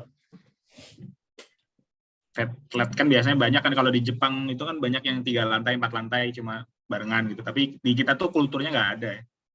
Nah, sebenarnya ini Mas pernah nggak lihat ke itu apa namanya perumahan Jakarta Timur, daerah apa namanya Buaran ya? Di samping ini stasiun Buaran. Kalau nggak salah ada deh, itu ada semacam perumahan, dia punya Perumnas ya. Jadi cuman ada cuman 4 lantai kalau nggak salah. 1, 2, 3, 4, 1, 2, 3. Jadi itu salah satu teman saya kebetulan yang di satu kantor ya, itu rumahnya di sana. Jadi memang itu ini Mas, mungkin masuk kategori Pinterest ya, dalam artian cuman isinya 4 tingkat dan dihuni oleh 4 keluarga seperti itu. Ya, yang sebenarnya ada tuh sama Perumnas, cuman itu kan kalau setahu saya di Jakarta nggak banyak ya, cuman di Buaran saja kalau nggak salah. Kalau di lainnya nggak ada. Nah, kenapa demikian? Mungkin karena ya bagi pengembang ini kurang menguntungkan kali ya. Lebih baik dia sekalinya 20 lantai kan, biar sama banyak orangnya tuh kan. Kalau cuman 3 ini menanggung seperti itu. Mungkin kalau seandainya mid-rise itu mungkin gini Mas, akan bisa dilakukan mungkin ini agak radikal ya idenya. Di tempat-tempat yang dia itu semacam yang udah padat penduduknya, ya Pak, suburban ya seperti itu. Yang kalau seandainya oke deh, misalnya di satu kawasan satu RT misalnya ada 20 kakak atau 50 atau 100 kakak. Kenapa daripada mereka punya rumah yang sempit ya seperti itu, kenapa nggak lahan itu diratakan dengan bantuan pemerintah kali ya, dibuat rumah yang apa namanya tadi mid-rise 3, 4, 5 ataupun 6 tingkat yang pastinya akan semakin memberikan para penghuni di situ keluasaan apa namanya punya space lebih luas ya karena vertikal. Tapi kembali lagi Mas, itu kembali ke satu pasti ada tantangan pembiayaan, siapa yang punya, dari mana duitnya. Yang ketiga, apakah mereka mau tanah mereka dibuat seperti itu ya. Tapi saya kira mau aja kan kalau mereka punya tanah sendiri dan bangunan itu menjadi hak guna bangunan ya. Yang ketiga adalah culture tadi, sekali lagi orang punya rumah tapak sama vertikal seperti itu. Jadi preferensi. Ada gini, saya menangkap fenomena seperti Mas. Lebih baik dikontrakan yang 3 peta itu, yang cuma 3 peta ya, ruang depan ada ada galeri sedikit, ruang depan, tengah sama dapur. Daripada mereka harus ke apartemen atau di rumah rusunawa ya. Karena ada 2 hal. Pertama memang di situ lebih available, lebih terjangkau. Yang kedua dekat dengan kerjaan atau aksesnya kemana-mana mudah. Dibandingkan kalau seandainya pindah ke rusunawa ataupun yang rusunawa yang murah pun kan jauh ya. Dan saya kira ini memang selain preferensi harus ada semacam kebijakan radikal yang ekstrim banget dari pemerintah, bagaimana tadi mengusung konsep-konsep yang baru agar kita memiliki atau masyarakat itu semakin memiliki space rumah yang lebih luas, seperti itu intinya. Jadi memang lebih karena culture sih Mas, culture sama tadi sekali lagi perspektif dari pengembang ya, maunya pengembang seperti itu. Baik. Berarti ini lebih ke arah masalah budaya ya, sama gimana pengembangnya ya. Tapi tadi Pak Rusli juga nyinggung sedikit tentang kebijakan, bahwa perlu ada kebijakan yang radikal ya buat mengatasi masalah ini. Tapi kita kalau bicara kebijakan mungkin sambil lanjut ke Mbak Khairunisa, ini ada pertanyaan keduanya, apakah regulasi yang berlaku bisa mengakomodir penyesuaian isu tersebut, sama mungkin sekalian kebijakan apa sih yang bisa diambil buat mengatasi isu itu? Atau mungkin kalau udah ada yang diambil kebijakan? Iya, makasih Mas Fitra. Ini sebenarnya ini sangat menarik ya, kalau memang bisa dilakukan konsolidasi tanah atas lahan warga tersebut. Jadi memang kalau aturan dari Permen ATR itu sudah ada terkait dengan konsolidasi tanah vertikal. Ya kalau memang dari warganya bersedia dikonsolidasikan tanahnya lalu dibangun, ya entah itu middle ataupun high rise, itu bisa aja karena secara aturan itu sudah ada. Tapi kembali lagi, dalam aturan tersebut minimal 60% dari warga itu harus menyetujui. Jadi kan nggak semuanya pasti pengen rumah hunian vertikal ya. Balik lagi preferensi tadi yang dibilang Pak Rusli.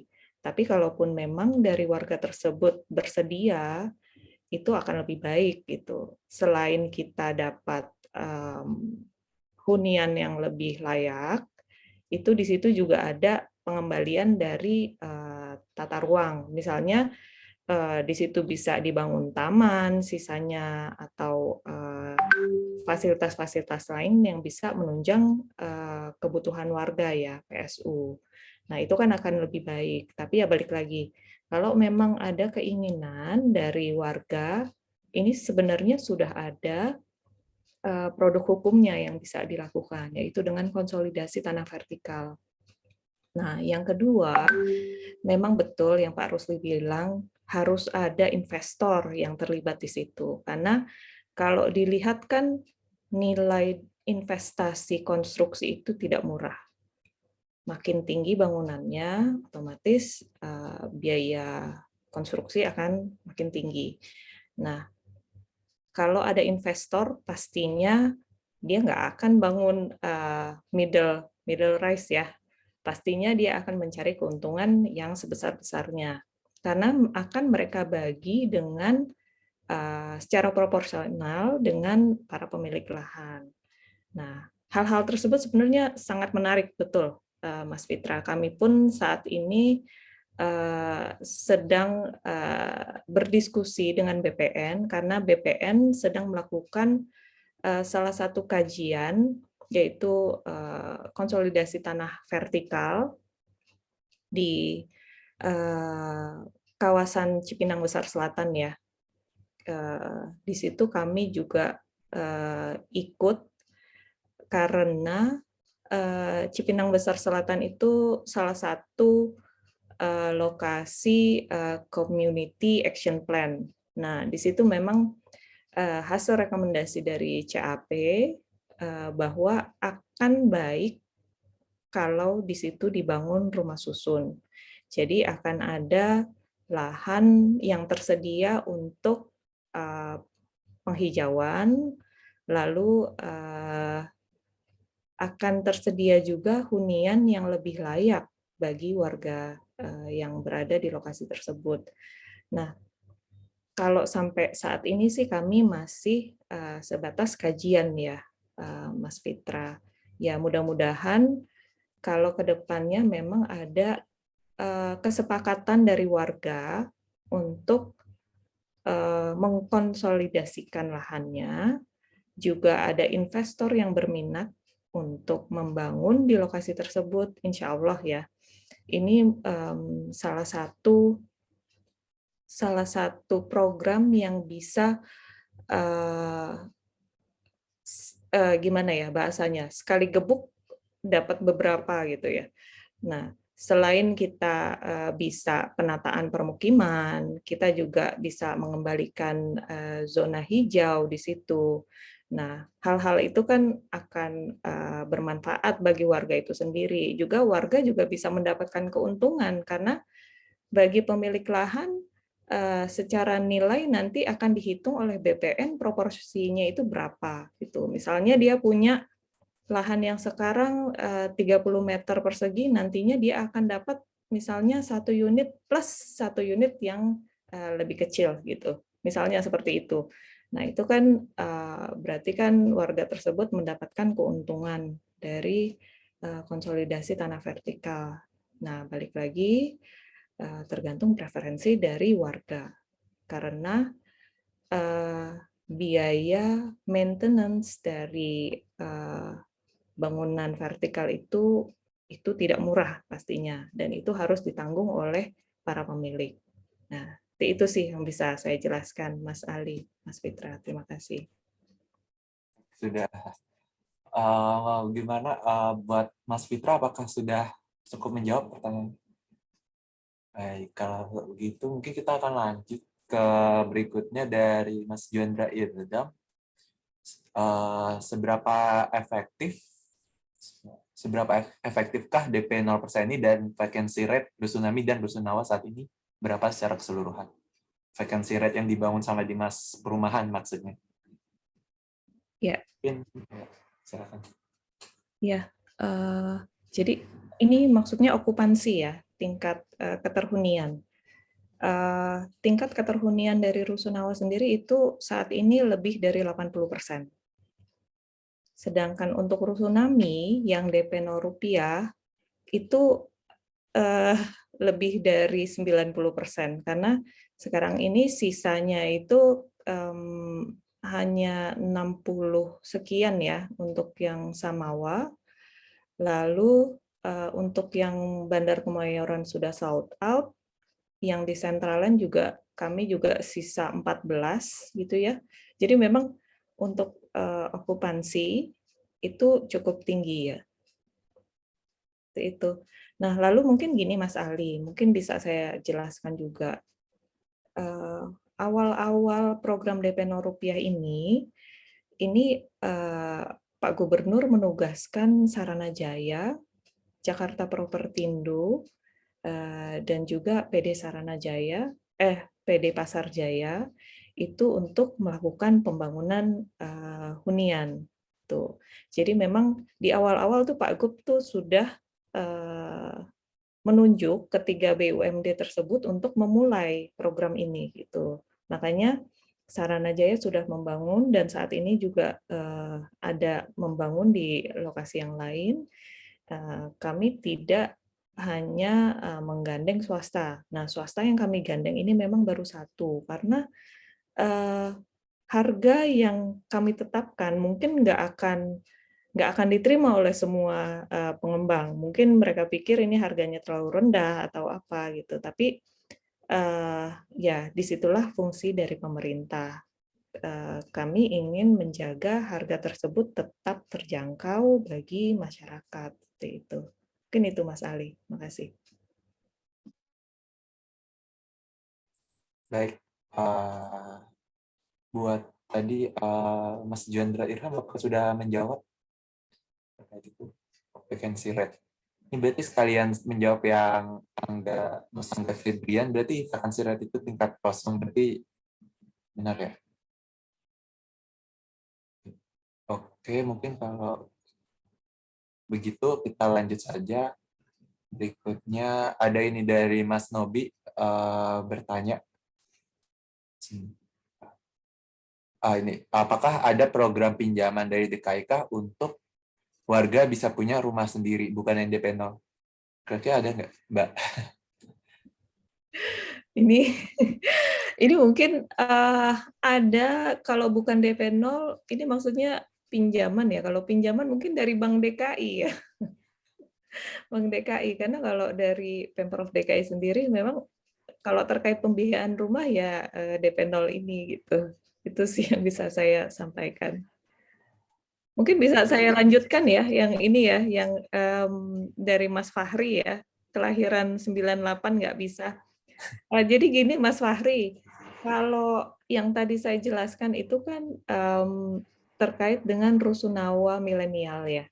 Nah, kalau untuk yang apa namanya program DP 0 rupiah itu kami tidak ada pembatasan usia gitu. Selama warga tersebut memiliki penghasilan yang bisa dibuktikan. Sebenarnya sih kalau di Bank DKI sendiri itu nggak melulu harus pekerja sektor informal ya. Nah, bisa juga pekerja sektor formal, bisa juga dari sektor informal, itu juga bisa diterima. Dan untuk cicilannya itu nggak harus juga sepertiga dari gaji gitu. Itu sih memang sebenarnya batas amannya sih sepertiga dari gaji. Cuma memang ada ketentuan-ketentuan perbankan yang memudahkan untuk rumah subsidi ini. Bisa jadi di bank tersebut dia bisa menerima sampai 50% misalnya. Bisa jadi gitu. Tapi dilihat juga dari SLIK. SLIK itu sistem layanan informasi keuangan dari masyarakat itu ya. Jadi sekarang ini kan dari OJK kan sudah bisa terlihat ya kalau ada pinjaman, pinjol ya yang paling banyak ya. Nah, itu sangat berpengaruh pada proses verifikasi dari perbankan. Jadi banyak dari warga yang mendaftar dan sudah lolos di kami karena memang dia belum memiliki rumah dan memang warga DKI, tapi tidak lolos di perbankan itu karena hasil SLIK-nya itu dilihat sudah cukup banyak pinjamannya gitu ya. Mungkin memang karena keperluan ataupun karena pengeluaran konsumtif gitu. Nah, itu sih yang berpengaruh nantinya apakah seseorang bisa lanjut akad kredit atau tidak itu. Itu Mas Ali, Mas Fahri, makasih. Baik, terima kasih Mbak. Kemudian, Mbak. oh ya, ini mungkin dari Mas Fahri akan menambahkan. Iya Mbak. Ya mungkin makasih banyak Mbak Ica atas informasinya. Mungkin kalau untuk rumah DP 0 mungkin saya masih banyak pertimbangannya sih Mbak. Makanya nanyanya yang apa sama awal. Tapi umur saya ternyata terlalu muda. Sama mungkin ini sih Mbak, berhubung ini mungkin saya punya satu pertanyaan sih Mbak. Terkait dengan soalnya kan kita tahu ya bahwa di Jakarta ini kan banyak banget warga yang rumahnya ngontrak, tinggal di rumah-rumah di kampung-kampung gitu. Nah, sebenarnya selain tadi ada rusunawa, terus ada rusunami, sebenarnya ada juga nggak sih Mbak program bantuan mungkin untuk membantu warga-warga ini yang sebenarnya dia ngontrak, tapi mungkin tadi dia nggak dia belum bisa untuk beli rusunawa ataupun nggak kebagian dia nggak bisa beli rusunami tapi juga nggak kebagian rusunawa karena mungkin rusunawanya udah penuh. Nah itu mungkin ada nggak sih Mbak kebijakan yang bisa diambil untuk warga-warga yang ngontrak di Jakarta tapi ya dia ngontrak gitu Mbak untuk membantu mereka gitu. Ya, sebenarnya sih kalau dilihat dari okupansi ya, itu kan sebenarnya masih ada sekitar belasan persen ya, sampai 20% itu yang masih kosong huniannya. Tapi balik lagi lokasinya mau di mana gitu. Lokasi yang saat ini tersedia itu di Jakarta Utara. Mungkin rata-rata warga yang pengen sewa rusunawa itu rata-rata tuh kan pengennya di Jakarta Pusat, Jakarta Barat gitu ya, Jakarta Selatan mungkin. Nah, memang saat ini yang tersedia itu lebih banyak di Jakarta Utara. Nah, kalau dilihat sekarang ini untuk yang Jakarta Utara sebenarnya mungkin sepertinya sih sudah harusnya ya itu bisa diakses oleh siapapun. Misalnya nih, untuk warga umum ataupun warga terprogram ya, saya bicara warga terprogram dulu. Untuk warga terprogram, misalnya di Rusun Nagrak atau di Rusun Rorotan Padat Karya. Nah, itu kami tarif sewanya itu hanya Rp505.000 per bulan. Tapi untuk listrik dan air tetap ditanggung oleh warga ya. Nah, sedangkan untuk yang warga umum ini kami tetapkan tarifnya Rp765.000 per bulan. Itu sama untuk listrik dan air ditanggung oleh warga. Nah, hunian tersebut itu tipenya tipe 36 2 kamar.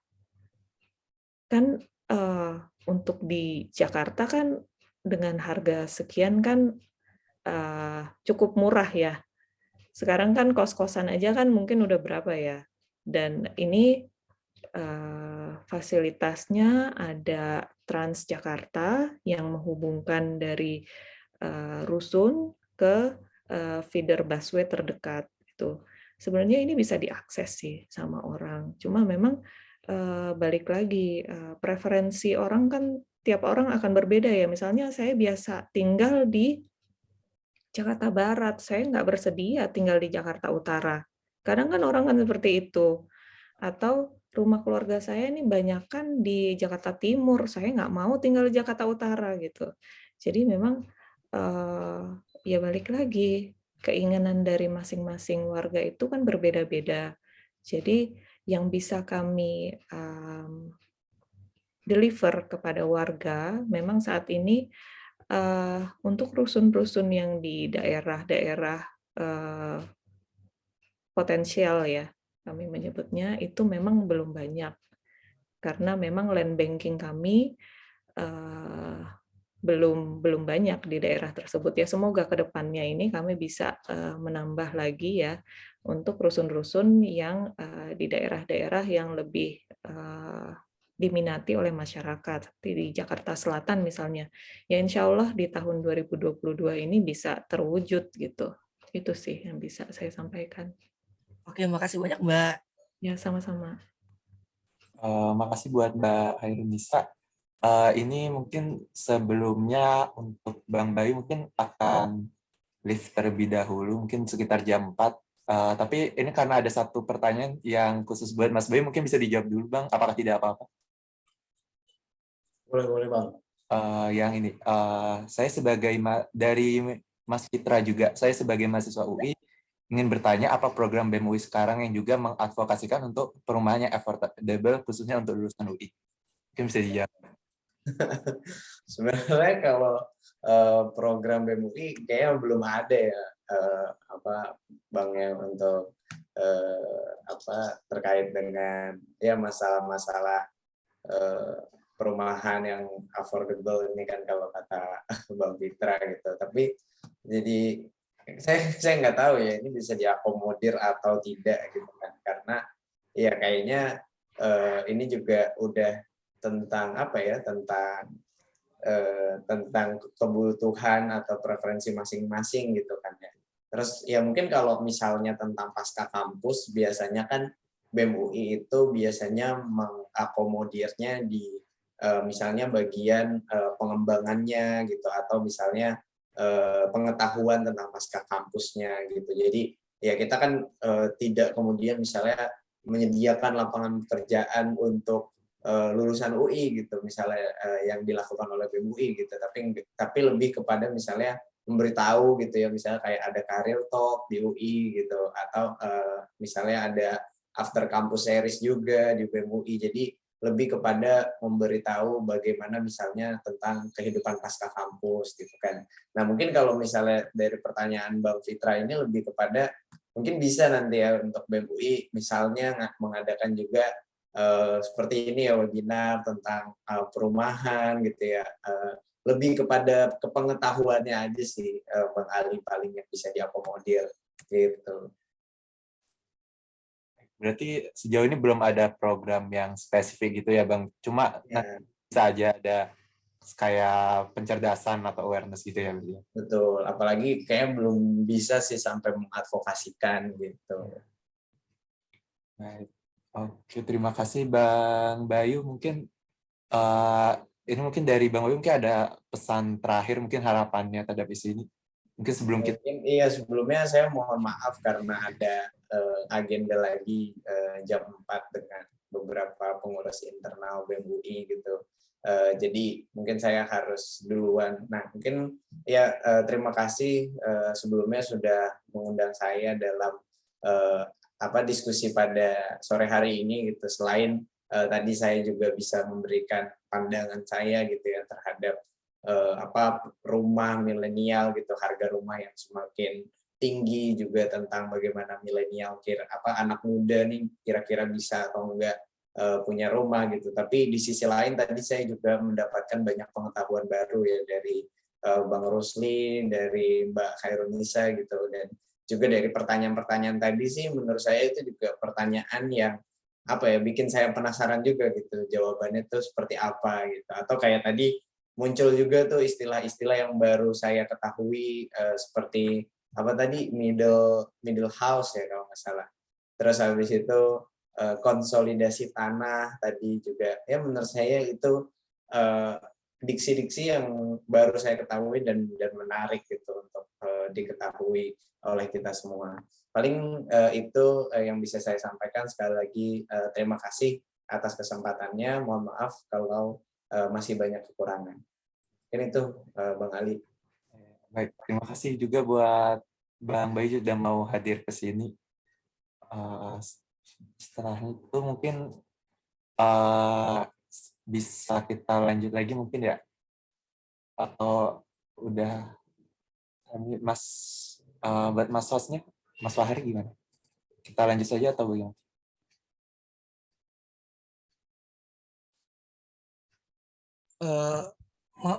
Apakah masih ada yang ingin ditanyakan atau ada Ini masih pertanyaan banyak pertanyaan yang sih saya belum lihat. terjawab mungkin? Kayaknya sih kalau yang di kolom komentar sih udah kejawab semua tadi. Yang ada yang belum sih, yang ini mungkin. Sebentar, saya lihat yang sebentar. oh ini nih dari Mas Tobi, yang menurut Pak Rusli program PUPR yang buat rumah-rumah daerah bagaimana? Iya, itu. Udah belum sih? Kayaknya belum deh tadi. Belum. Oke. Nah, ya itu. Kalau ini Mas, PR kan kalau terkait dengan pemerintah itu ada namanya untuk MBR ya, masyarakat berpenghasilan rendah. Itu ada semacam rumah pembeliannya FLPP, jadi subsidi seperti itu lewat PUPR. Jadi itu tidak hanya di Jakarta tapi banyak di provinsi-provinsi ya, terutama di sekitar ibu kota provinsi. Perkembangannya ini Mas, mungkin saya nggak punya data yang lebih detail, tapi kemarin ada kasus yang menarik ketika di Kalimantan Barat itu. Jadi kan ketika masyarakat MBR itu yang mau beli rumah dari program pemerintah ini, itu quote and quote nggak memiliki kemampuan finansial juga, pun memiliki, dia sebenarnya diperlukan untuk ada semacam jaminan kredit dari Askrindo, jadi asuransi kredit Indonesia. Jadi akad jual belinya itu dengan program FLPP ini itu ada semacam jaminan kredit, tapi itu kalau nggak salah nggak lanjut jaminan kreditnya ya, sehingga ya ada akad itu ini nggak bisa berlanjut lah seperti itu. Para pengembang juga merasa yang terlibat dalam program itu merasa nggak bisa melanjutkan programnya. Jadi memang saya melihat ada beberapa, meskipun ada program MBR di daerah, tapi tidak semua masyarakat itu mampu membeli atau memanfaatkan program ini karena memang tadi kemampuan finansial yang masih tinggi, dan itu kembali lagi butuh kerjasama bukan hanya PUPR ya, tapi ke pemerintah daerah juga menurut saya. Dan kolaborasi lah, misalnya kalau Pemda punya tanah misalnya, dia itu ya udah tanahnya disewain untuk dibangunkan rumah FLPP ataupun yang RS ya, yang nanti sifatnya sebagai HGB. Saya kira nggak masalah seperti itu untuk menekan biaya yang agar lebih murah daripada harus membeli rumah yang dengan tanah dari swasta yang mahal. Tapi kembali lagi Mas, ini kan masalah preferensi masyarakat kita untuk membeli rumah yang antara SHM sama HGB. Dan saya kira orang kalau mau beli HGB akan mikir-mikir ya. Kecuali kalau dia PNS, kan? Kalau dia PNS, HGB nggak masalah. Karena kan biasanya kalau PNS di HGB nanti pensiun, biasanya sampai dia meninggal baru diusir dari rumah itu. Tapi saya kira ini permasalahan rumah di Indonesia ya, bukan hanya kerjanya PUPR, tapi juga saya kira semua pihak, perbankan, swasta, Pemda, dan mungkin para entrepreneur ya yang bisa membangun rumah-rumah yang affordable. Seperti si Mas Elang ya, yang di Bogor kalau nggak salah ya, seperti itu. Saya kira itu ininya kolaborasi antar aktor, bukan hanya PUPR atau Pemda, tapi juga yang lainnya. Demikian, Mas. Baik, terima kasih Pak Rusli. Kemudian nih mungkin terakhir ada 2 pertanyaan ternyata yang belum dijawab. Ini dua-duanya tapi dari Mas Juandra Ilham semua. Mungkin yang pertama saya bacakan dulu. Kita tahu CBD yang paling banyak itu di daerah pusat dan Jakarta Selatan, yaitu Sudirman, Kuningan, dan TB Simatupang. Sepengetahuan saya, di wilayah tersebut belum ada Rusunami dan Rusunawa. Kira-kira kenapa ya Mbak nggak ada di sana? Mungkin karena Mbak ini lebih ke Mbak Khairunisa, mungkin bisa langsung dijawab. Iya,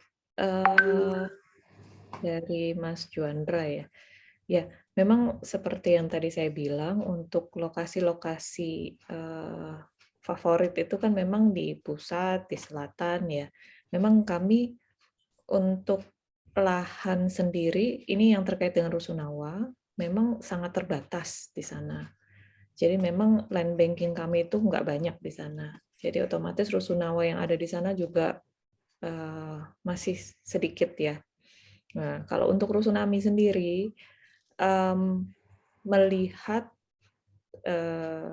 harga jual tanah yang ada di Jakarta Pusat dan Jakarta Selatan itu cukup tinggi. Jadi memang penawaran yang datang ke kami untuk pengembang yang mau bekerja sama dengan DP 0 rupiah itu belum bisa kami penuhi karena harga jual mereka itu jauh di atas harga meter persegi yang kami tetapkan gitu. Jadi kalau ya yang seperti misalnya di Green Pramuka itu mereka menawarkan harga mungkin di angka 600-an sampai 800-an ya. Nah, itu kan otomatis berapa? Di atas 18,9 juta per meter persegi. Nah, itu yang membuat kami juga belum bisa masuk ke daerah Jakarta Pusat dan Jakarta Selatan. Gitu. Nah, di sini sebenarnya seperti yang tadi Mas Rusli bilang gitu ya, sebenarnya kalau kita mau mengembangkan suatu pola kepemilikan SKBG misalnya, bisa menyewa lahan dari Pemprov DKI ataupun lahan pemerintah pusat ataupun tanah wakaf. Jadi yang dimiliki oleh warga nantinya hanya bangunan. Jadi SKBG itu kan sertifikat kepemilikan bangunan gedung. Nah, itu semoga itu bisa segera terwujud ya. Jadi memang warga itu mendapat kesempatan untuk tinggal di lokasi tersebut bisa sampai 60 tahun. Itu bisa sampai 60 tahun. Jadi udah berapa generasi ya dia bisa tinggal di situ. Nah, harganya ya otomatis harganya lebih murah karena memang lahannya itu tidak dibeli, tapi lahannya itu sewa. Ya, ini sih sebenarnya sudah ada terobosan-terobosan dan memang sudah ada produk hukum yang dikeluarkan baik dari undang-undang, PP ataupun sampai Permen PUPR sudah dikeluarkan untuk melaksanakan mekanisme SKBG ini. Ya semoga sih ke depannya kita bisa pakai pola SKBG ini untuk lokasi-lokasi prime ya, untuk di Jakarta Utara, Jakarta Pusat dan Jakarta Selatan. Itu sih yang bisa saya sampaikan. Baik.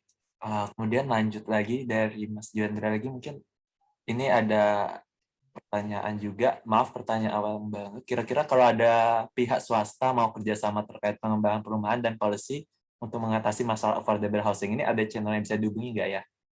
Mungkin bisa jawab juga Mbak Hairunisa. Sebenarnya saya di sini memang selaku subkoordinator kemitraan kebetulan. Jadi memang kalau memang ada pengembang yang mau koordinasi bisa melalui saya. Nanti kalau terkait kebijakan, nanti kita lihat dulu kebijakannya itu dari segi apa. Kalau dari segi tata ruang nanti mungkin akan lebih tepat ke Dinas Cipta Karya. Tapi kalau terkait dengan affordable housing-nya itu sendiri, nah itu bisa dengan saya. Itu. Baik, terima kasih. Kemudian ini karena sudah habis pertanyaannya, mungkin karena juga sudah durasi, sudah jam 4 juga, mungkin diskusinya kita cukupkan sampai kali ini aja. Sebelumnya mungkin akan ada buat para peserta mungkin bisa mengisi link borang yang sudah dikirimkan di kolom chat. Di situ mungkin peserta juga bisa ngasih saran juga untuk diskusi sekolah keadilan sosial yang berikutnya. Kira-kira topik apa yang bisa dibawa. Itu saja, mungkin sambil menunggu teman-teman mengisi borang, mungkin bisa minta closing statement sedikit mungkin dari Pak Rusli dan Mbak Hairunisa, tapi dari Pak Rusli dulu mungkin closing statement-nya sebagai penutup. Oke Mas, Mas Alfiansa ya. Jadi intinya penyediaan perumahan sebagai salah satu bagian dari kebutuhan dasar manusia ya, selain sandang sama pangan, itu adalah kewajiban pemerintah, negara, kewajiban negara. Dia ya sesuai dengan amanat Undang-Undang Dasar 45. Yang berikutnya adalah penyediaan itu bagaimana caranya? Ya pastinya program 1 juta rumah yang digaungkan oleh Pak Presiden Jokowi ya tahun 2015 kemarin hingga saat ini ada hasilnya, cuma belum optimal, dan saya kira ini perlu sebuah jalan quick win yang extraordinary, misalnya tadi dengan beberapa kebijakan yang radikal, yang ekstrim, misalnya tadi konsolidasi lahan, kemudian konsolidasi antar lembaga, Pemda dan para pengembang. Terus yang ketiga, yang paling paling perlu diperhatikan adalah jangan sampai ada ini semacam kemafia tanah, tapi para spekulan tanah. Itu saya kira harus dihindari, dan bagaimana cara menghindarikannya itu adanya spekulan tanah. Ya pemerintah membuat semacam dengan kuasanya ya, ada semacam peraturan ataupun apalah yang bisa untuk menghindari munculnya para mafia tanah yang memang menjadi salah satu sumber penyumbang kenaikan harga tanah di kita, yang itu pada akhirnya memang menjadi tempat hunian. Seperti itu Mas. Baik, terima kasih buat Pak Rusli. Mungkin lanjut ke Mbak Hairunisa, mungkin berikan closing statement. Ya, saya cuma mau mengucapkan terima kasih telah diundang ya di sini berdiskusi dengan teman-teman. Sebenarnya saya senang nih diskusi sama teman-teman kan, ada yang fresh graduate gitu ya, itu pikirannya tuh masih seger-seger gitu dibandingkan dengan kita mungkin yang sudah bekerja lama gitu ya, mungkin sudah jarang brainstorming dengan ide-ide yang segar gitu. Ya, saya sih di sini sangat berterima kasih ya. Semoga dengan adanya diskusi pada hari ini bisa menambah wawasan kita bersama ya. Lalu juga sebagai masukan bagi pemerintah dalam hal pengembangan dari program-program yang sudah ada sekarang ya. Kami juga menyadari mungkin program ini belum sempurna dan belum sesuai dengan ekspektasi semua kalangan masyarakat. Namun memang kami di sini berkomitmen semoga kedepannya kami bisa mengembangkan program-program lain yang bisa membantu dalam hal penyediaan hunian yang terjangkau bagi masyarakat, khususnya masyarakat di DKI Jakarta. Seperti itu. Terima kasih. Baik, terima kasih buat Mbak Hairunisa. Mungkin karena sudah memberikan closing statement juga sama yang tadi juga dari Bang Bayu, mungkin sekarang kita akan foto bareng ya, foto bersama. Mungkin kepada ya buat yang hadir di sini bisa langsung on cam, kan kita akan langsung foto. Mungkin sebelum Sambil foto Mas bersama Fahri. mau ngingetin lagi buat jangan lupa isi link murangnya teman-teman. Terima kasih. Mungkin ditunggu sampai jam 4:14 ya, kids. Nunggu. Ya, boleh.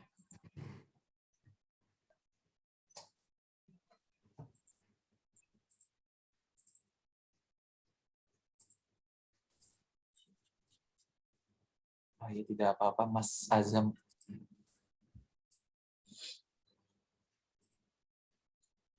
Nanti ikutin aba-aba dari saya ya. Nih. View-nya galeri aja. Ada lagi yang mau on cam mungkin? Kayaknya pada off cam. Jadi ya udah. 1, 2, 3. 3. Oke, makasih semuanya. Baik, terima kasih Terima Mas. kasih Mas ya, sukses untuk sekolah keadilan sosial. Sampai Iya, jumpa. Makasih, Mohon Pak. maaf, Kasih. mohon maaf kalau ada kesalahan. Iya. Iya Mbak, nggak apa-apa. Baik, Makasih Mbak. karena Terima kasih. Ica. Izin ya. ya Oke. Teman-teman izin pamit ya. Terima kasih semuanya atas antusiasmenya di acara sore hari ini. Terima kasih semuanya.